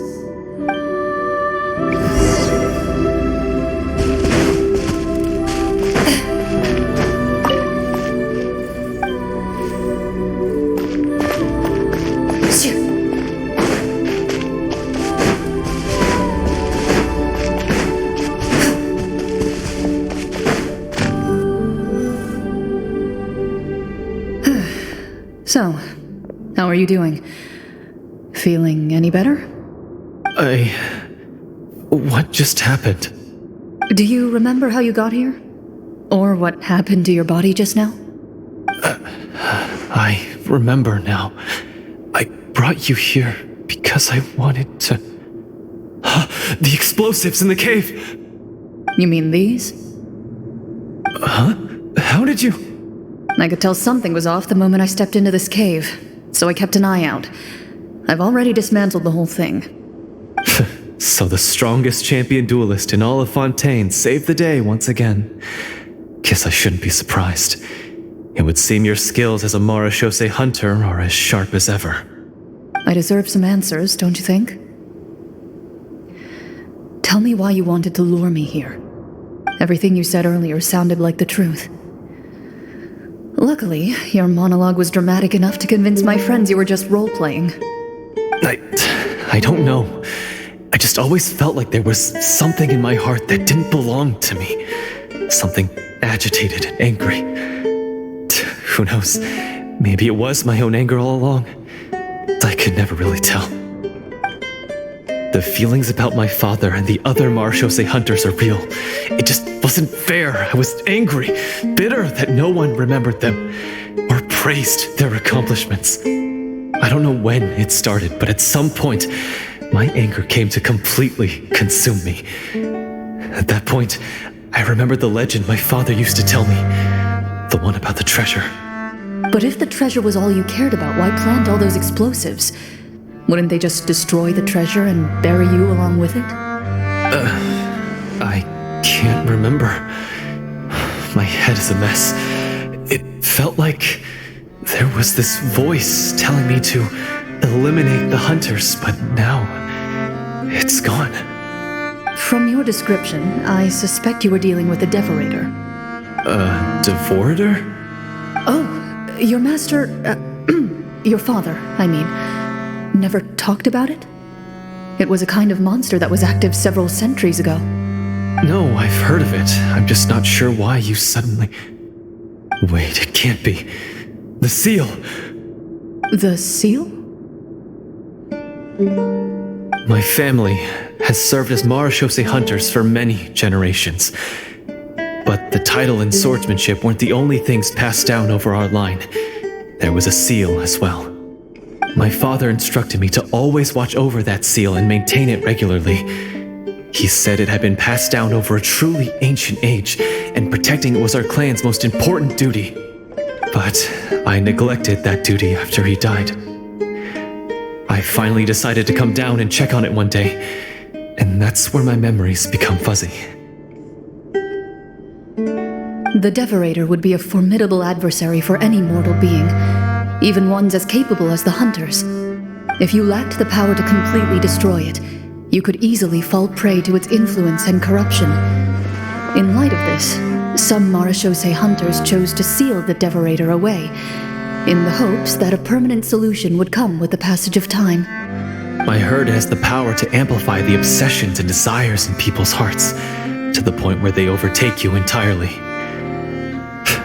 It would seem I'm not just lacking in skill with a blade, but in mental fortitude as well. And yet, you were able to retrieve 3 of the 4 keys. If I remember correctly, each was entrusted to a respected and capable hunter. How did you manage it? One of them belonged to my father. The second I stole from a different hunter. And the third was one that I snatched while the person was on the way home from the tavern. I nearly died in that alley. I know just how strong you are. It's as clear as day to everyone in Fontaine. I observed you from dusk to dawn, but could never find any opportunity to sneak up on you. I never even saw you drink a single glass of liquor. The only way I could think to obtain that last key was to lure you here using your hobby, and then... Oh, I get it now. That monster, it wanted to bury you here alongside the treasure. I won't comment on anything else, but the script was good. Well, I did pour my heart and soul into it. The stories my father used to tell me about the glory of the heroic Marechaussee hunters and how they came to be forgotten. It's more than just a story. Huh? You're proud to be a hunter. You're still holding onto that part of yourself, no matter how small. I have done so many despicable things. I have nothing to be proud of. Then explain the purpose of the evil sorcerer in your story. Isn't he the true antagonist? The one who sought nothing but his own gain and used the people as pawns to attain it? In your heart of hearts, he was the one you truly wanted to defeat. But I've already tainted my sword. I no longer have any right to... Wake up, Florian. Remember how you introduced yourself earlier. Do you really think the hunters acted out of a desire for honor and glory? Or to be loved and acknowledged by the people? What did your father teach you about our order? You do not wield your sword for yourself, but to protect those you serve. There's nothing special about a blade. It's the intentions of the wielder that matter above all else. Do you still not understand? Even after seeing the treasure for yourself? The contents of that room, they represent the true legacy the hunters left behind. You're right. I am a Marechaussee hunter. It's time for me to redeem, no, to finally serve the people I vowed to protect all along. I wouldn't be so quick to push aside the need for redemption. I know. That's a charge I won't bother to defend myself against. Good. Then, come with me, and help me see the script through to the end. Huh? See the script through to the end? But there's no more script left. Never finished it, huh? No, I mean, I wrote the script with the sole purpose of luring you all here. There was no reason to write beyond this point. Then we'll just have to keep writing it. The evil sorcerer still needs to be defeated. You mean the Devorator? Are you saying I have to make up the rest of the script as we go along? Is that really so hard? You've already written most of it. Surely you can write an ending where the hunters win and justice prevails. I'll be there to help you too. You aren't afraid your party will fall into danger? I know what my friends are capable of, and they're all quite skilled. Besides, I need their help. Then, are you going to tell them the truth about all this? I don't intend to spoil the fun. Sometimes, protecting dreams and fantasies is more important than exposing the truth. Don't you think?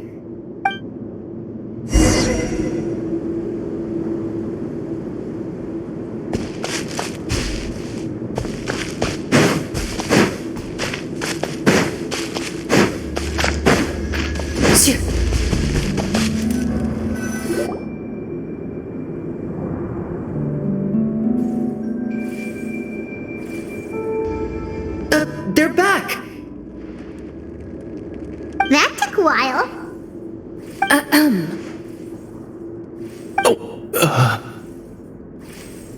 Ahem! My fellow Marashose hunters, please forgive me, for I have sinned. Tone it down. Sorry. After crossing swords with you and witnessing your courage in battle, I've rediscovered my true self and regained my pride as a Marashose hunter. Oh, do I smell a redemption arc? I confess, I was brainwashed by the evil sorcerer. He asked me to lure you here so he could bury you in this cave. That little... Wait, you're saying all of that wasn't you, but the evil sorcerer? That's right. He's adept at manipulating the hearts and minds of the people. I fell under his influence because I did not possess a strong enough sense of will. And how are you going to prove that you're a changed man? We're not going to fall for the same trap twice. To be perfectly honest, I only came to my senses after seeing the treasure. It reminded me of my father's past teachings. The treasure was actually... The names of all the Marashose hunters from ages past and their weapons? Wait, you already know? Of course. Don't underestimate a veteran role player's exploration skills. Oh wait, I mean Marashose hunter Navia's exploration skills. We just finished reading through the content of the stone tablet. That tablet recorded the lives of some fascinating people. For example, this Marashose hunter called Est. She inherited the responsibilities of the Golden Hunter and passed judgment on many people. But in private, she had a very easygoing personality. Her favorite pastime was singing and dancing with her friends, and she was said to have a beautiful voice. So, she was just like you. Oh, you really think so? Well, when you put it that way, I suppose I also have a few things in common with this Walter. Working as an executioner, he supposedly used a countless number of tricks to confound his enemies in battle. Oh, if only I could have seen the feats of magic he pulled off back then. Their lives were all so exciting. You could write so many cool books about their accomplishments. How could they have all been forgotten? Because they chose to be. To hunt monsters that only appear in the shadows, you must also operate in the dark. To be a Marashose hunter is to willingly give up on wealth and fame. Then this stone tablet must have been left behind by their companions. That's right. Few Marashose hunters ever revealed their identity to the public. They always protected the city from the shadows. The only time they spoke of their accomplishments would be at night, when they gathered with their fellow hunters in front of the bonfire to share stories of the monsters slain by their hand. So, this tablet was created not so that the hunters would be remembered by the people, but so that they would be remembered by each other. No wonder this place was so well hidden. You regard the stone tablet in solemn silence. The names of your comrades etched onto its surface serve as a reminder that you are never truly alone. The tablet proves that, although a hunter walks a shrouded path, it is not a solitary one. There will always be those who walk beside you, a fact that remains as true today as in ages long past. Their legacies shall continue to be passed down from generation to generation, as everlasting as the stone onto which their names are carved. Father, you once told me that I should seek out the treasure if I ever became lost. So this is what you wanted me to find.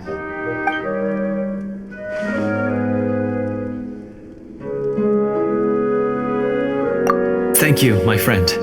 You are very kind. I implore you, everyone, please give me a chance to make up for all I've done. Allow me to fight alongside you and defeat the evil sorcerer that threatens the peace and prosperity of everyone in this kingdom. Well, I say we let you join. Sounds good to me too. Everyone makes mistakes. What matters is what you do to make up for them. I have no objections, but Mr. Florian, do you even know how to defeat the evil sorcerer? When he took over my mind, I gained some insight into his thoughts. Every time I thought of the treasure, he reacted with a strong sense of fear. Huh? He's afraid of the treasure? But there's nothing here except some broken weapons and the stone tablet. What if the secret's hidden inside these weapons? GM, permission to investigate.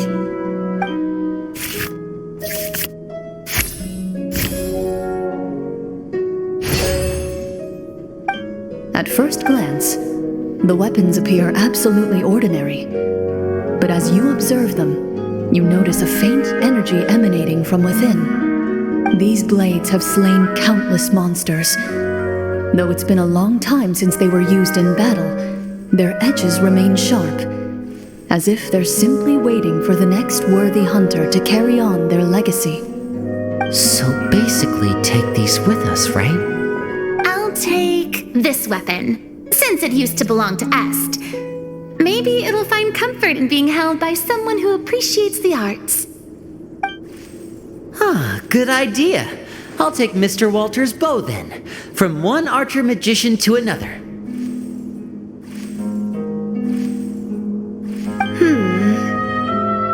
Paimon's gonna pick a cool weapon too!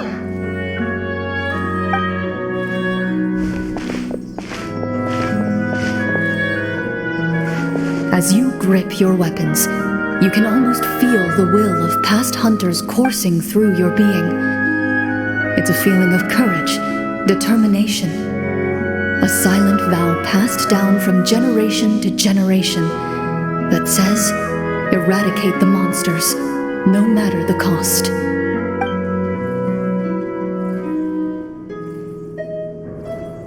Mr. Florian, do you know where to find the evil sorcerer? I was able to see his surroundings when our minds were connected. I believe he's currently hiding out at the church in the kingdom. We must be extremely careful. He's spent so long living among monsters that he's now taken the form of one. He will not be easily defeated. Then why don't we explore some more and try to find some higher level gear? We don't want to just fight him and lose, right?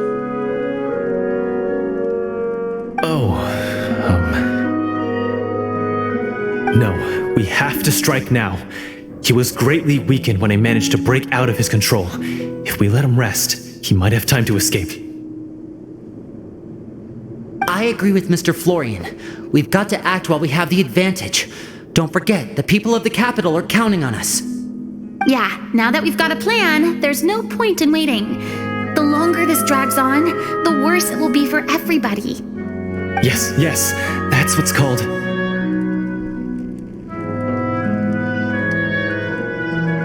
Yes, that's exactly right. Alright, you've persuaded Paimon. Mr. Florian, please lead the way. Of course.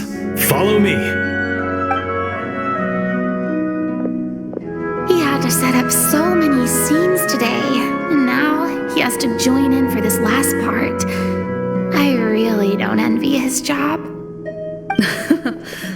Finally, you decide to slay the evil sorcerer and bring peace back to the kingdom once and for all. As you walk away, you feel the gaze of the stone tablet at your back, as if all the hunters of the past are wishing you success in the battle ahead and awaiting your triumphant return.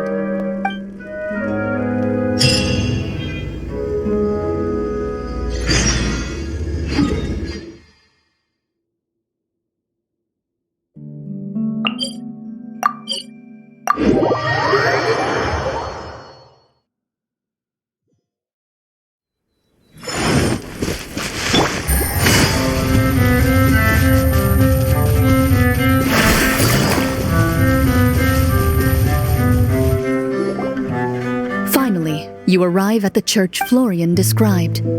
As you approach, an ominous aura surrounds you. You get the sense that your enemy is close at hand. How strange. This uneasy feeling seems so real.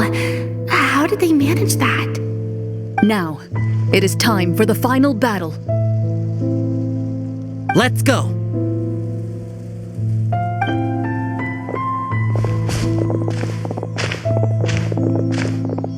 Florian, wait.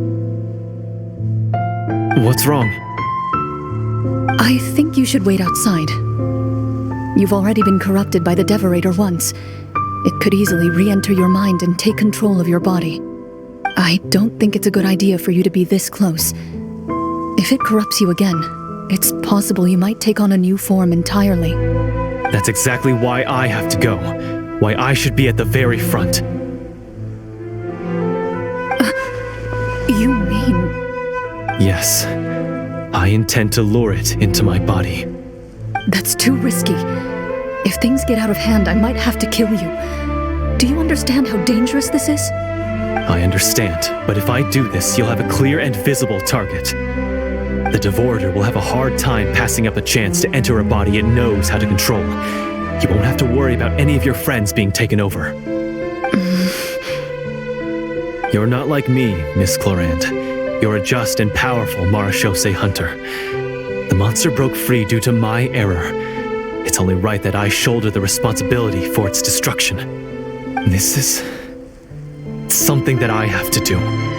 Consider it a duel to restore my honor. My only request is that you give it your all.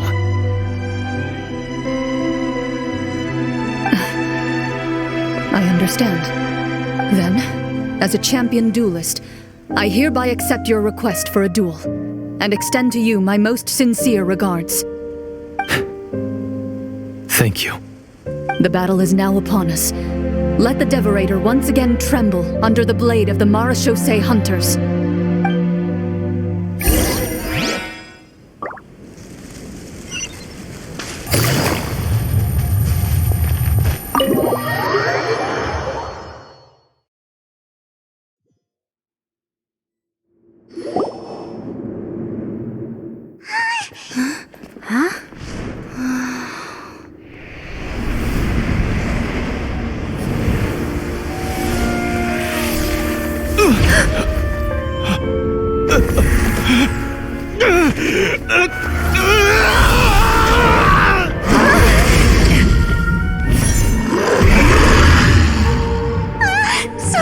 So lifelike!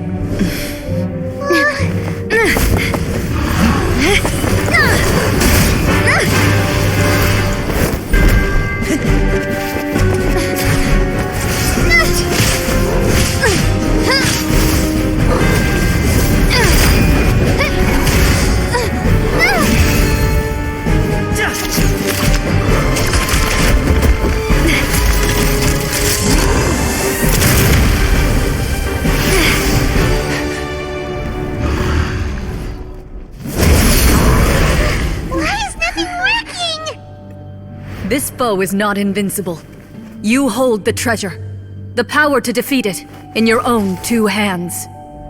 The treasure? You mean... The names! It's the Marechaussee hunters' names! How are we supposed to... You forget, Paimon? There's still one skill we saved until the very end. Hunters fight not for fame, but to aid the people whenever they are summoned.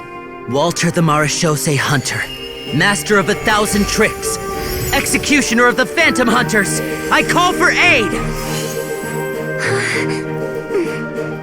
Est, the Marechaussee Hunter, inheritor of Cassiodor's will, judge of the Shadow Hunters. Answer my call!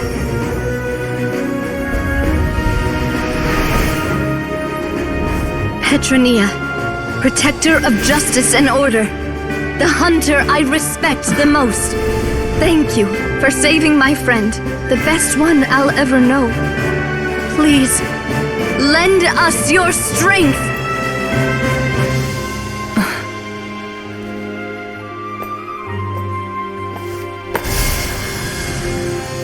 We have come to answer your summons.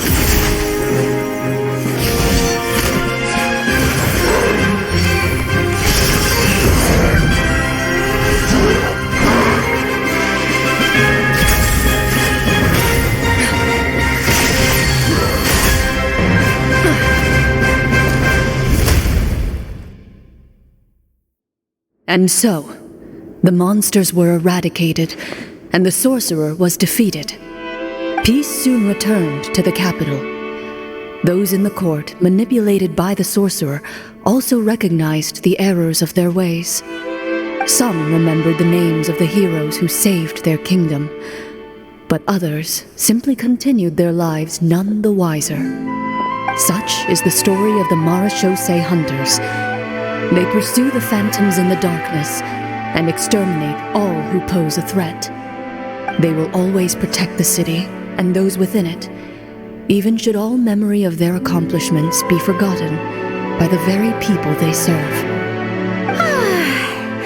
I am assuming we've finally reached the end of the script. Yes, you've reached one of the better endings. It's a pretty solid story overall. I thought it was just an ordinary adventure at first, but the further we got into it, the more impressed I became with the production and the plot. That final battle especially, all the effects were super realistic. Oh, right. Yeah, totally. That's a really good point. I never expected the weapons we picked up from that vault would have that kind of effect. Yeah, mine nearly scared the daylights out of me when it started glowing. I took a good look at it after we got out, but I don't think it ever lit up again. Oh, we should probably give these props back, right? I'll just leave mine here. Did you have a good time? Of course. Let me know if another script like this comes around. Sure, no problem. Then I'll head back for now. I think I need some time to fully digest everything that just happened. Once Mr. Florian is awake, please pass on my regards to him. He must be extremely exhausted to have passed out cold like that. You're right. He's had a lot to deal with. Well, see you all some other time. Toodaloo!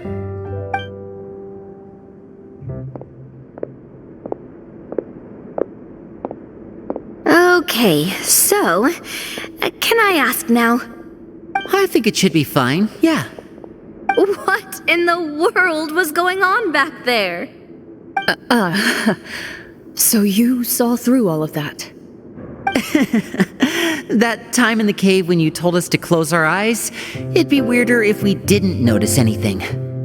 I was dying of curiosity the entire time.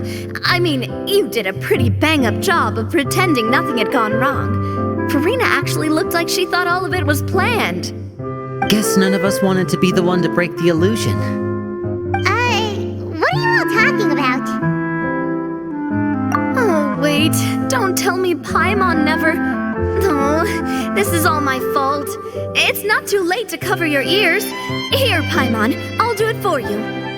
A bit late for that, don't you think? You're saying everything that happened back there wasn't actually part of the script?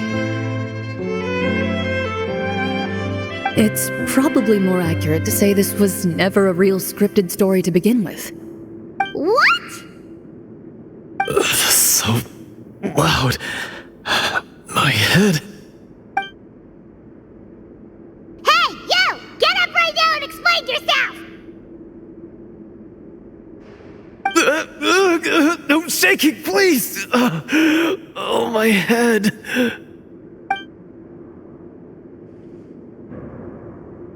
Did Paimon just hear that right?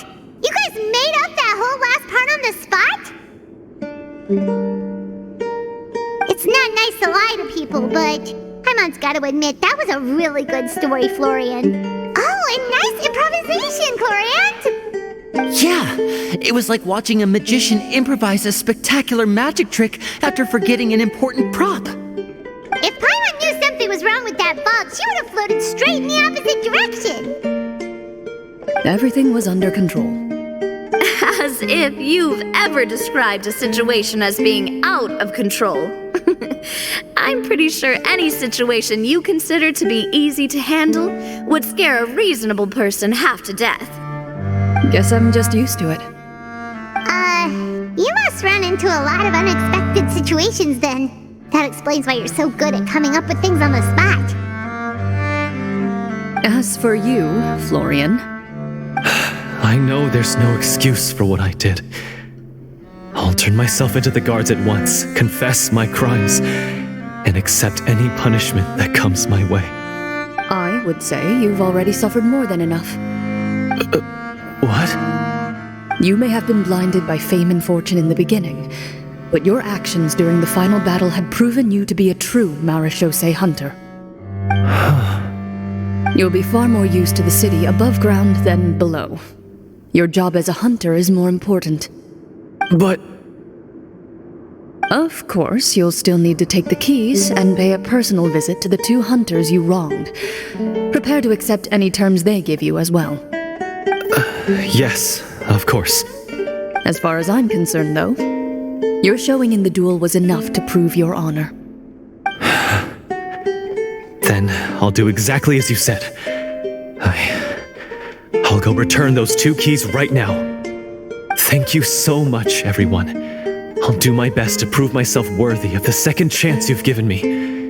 I swear this on my name and honor as a marechaussee hunter. Until we meet again, everyone.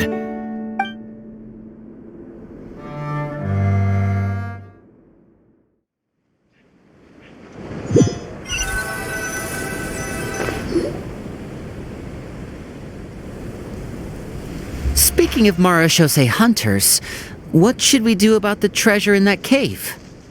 Leave it be. Are you sure? We could show it to people, make it so that the hunters are remembered. Don't you want that? No. Every name on that tablet made the same choice. All hunters know what the path entails. I am no exception. My identity as a marechaussee hunter is not something I need people to remember. I wish only to be recognized as a champion duelist. Nothing more. That's certainly very different from the path of a magician. Still, I admire your decision. Wait, I just remembered something. If there were no special effects involved, why did our weapons begin to glow during the battle? That's because the marechaussee hunters of ages past would often imbue their weapons with special enchantments to suppress the monsters. Whenever a monster was nearby, their weapons would start to glow. Oh, so that's why they had an effect on that guy near the end. I really thought the summons were doing all the work. Well, I'm sure the summons were a part of it too. Oh? How so? This particular devorator probably hailed from the same era as the hunters we saw in the room. The names you recited all belonged to the bravest hunters. Countless monsters fell to their blades. That's likely why the devorator visibly reacted when you said them out loud. So the names held the power all along! Navia, everything you said during your summon. Huh? Oh, I meant what I said. I mean, it was true to my character, so yeah, I'm glad you heard it. Just don't make me repeat myself. It's embarrassing. I really appreciated those words. All right. Don't get all sentimental on me. Anyway, let's not talk about that anymore. I'm going to go on ahead. Don't fall too far behind now. She ran off! I should probably head back as well. This story was truly incredible. I might have to spend the whole night telling my siblings all about it.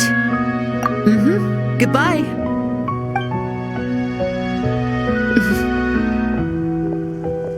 Traveler, should your name and deeds be forgotten, what do you think the significance of your journey will be?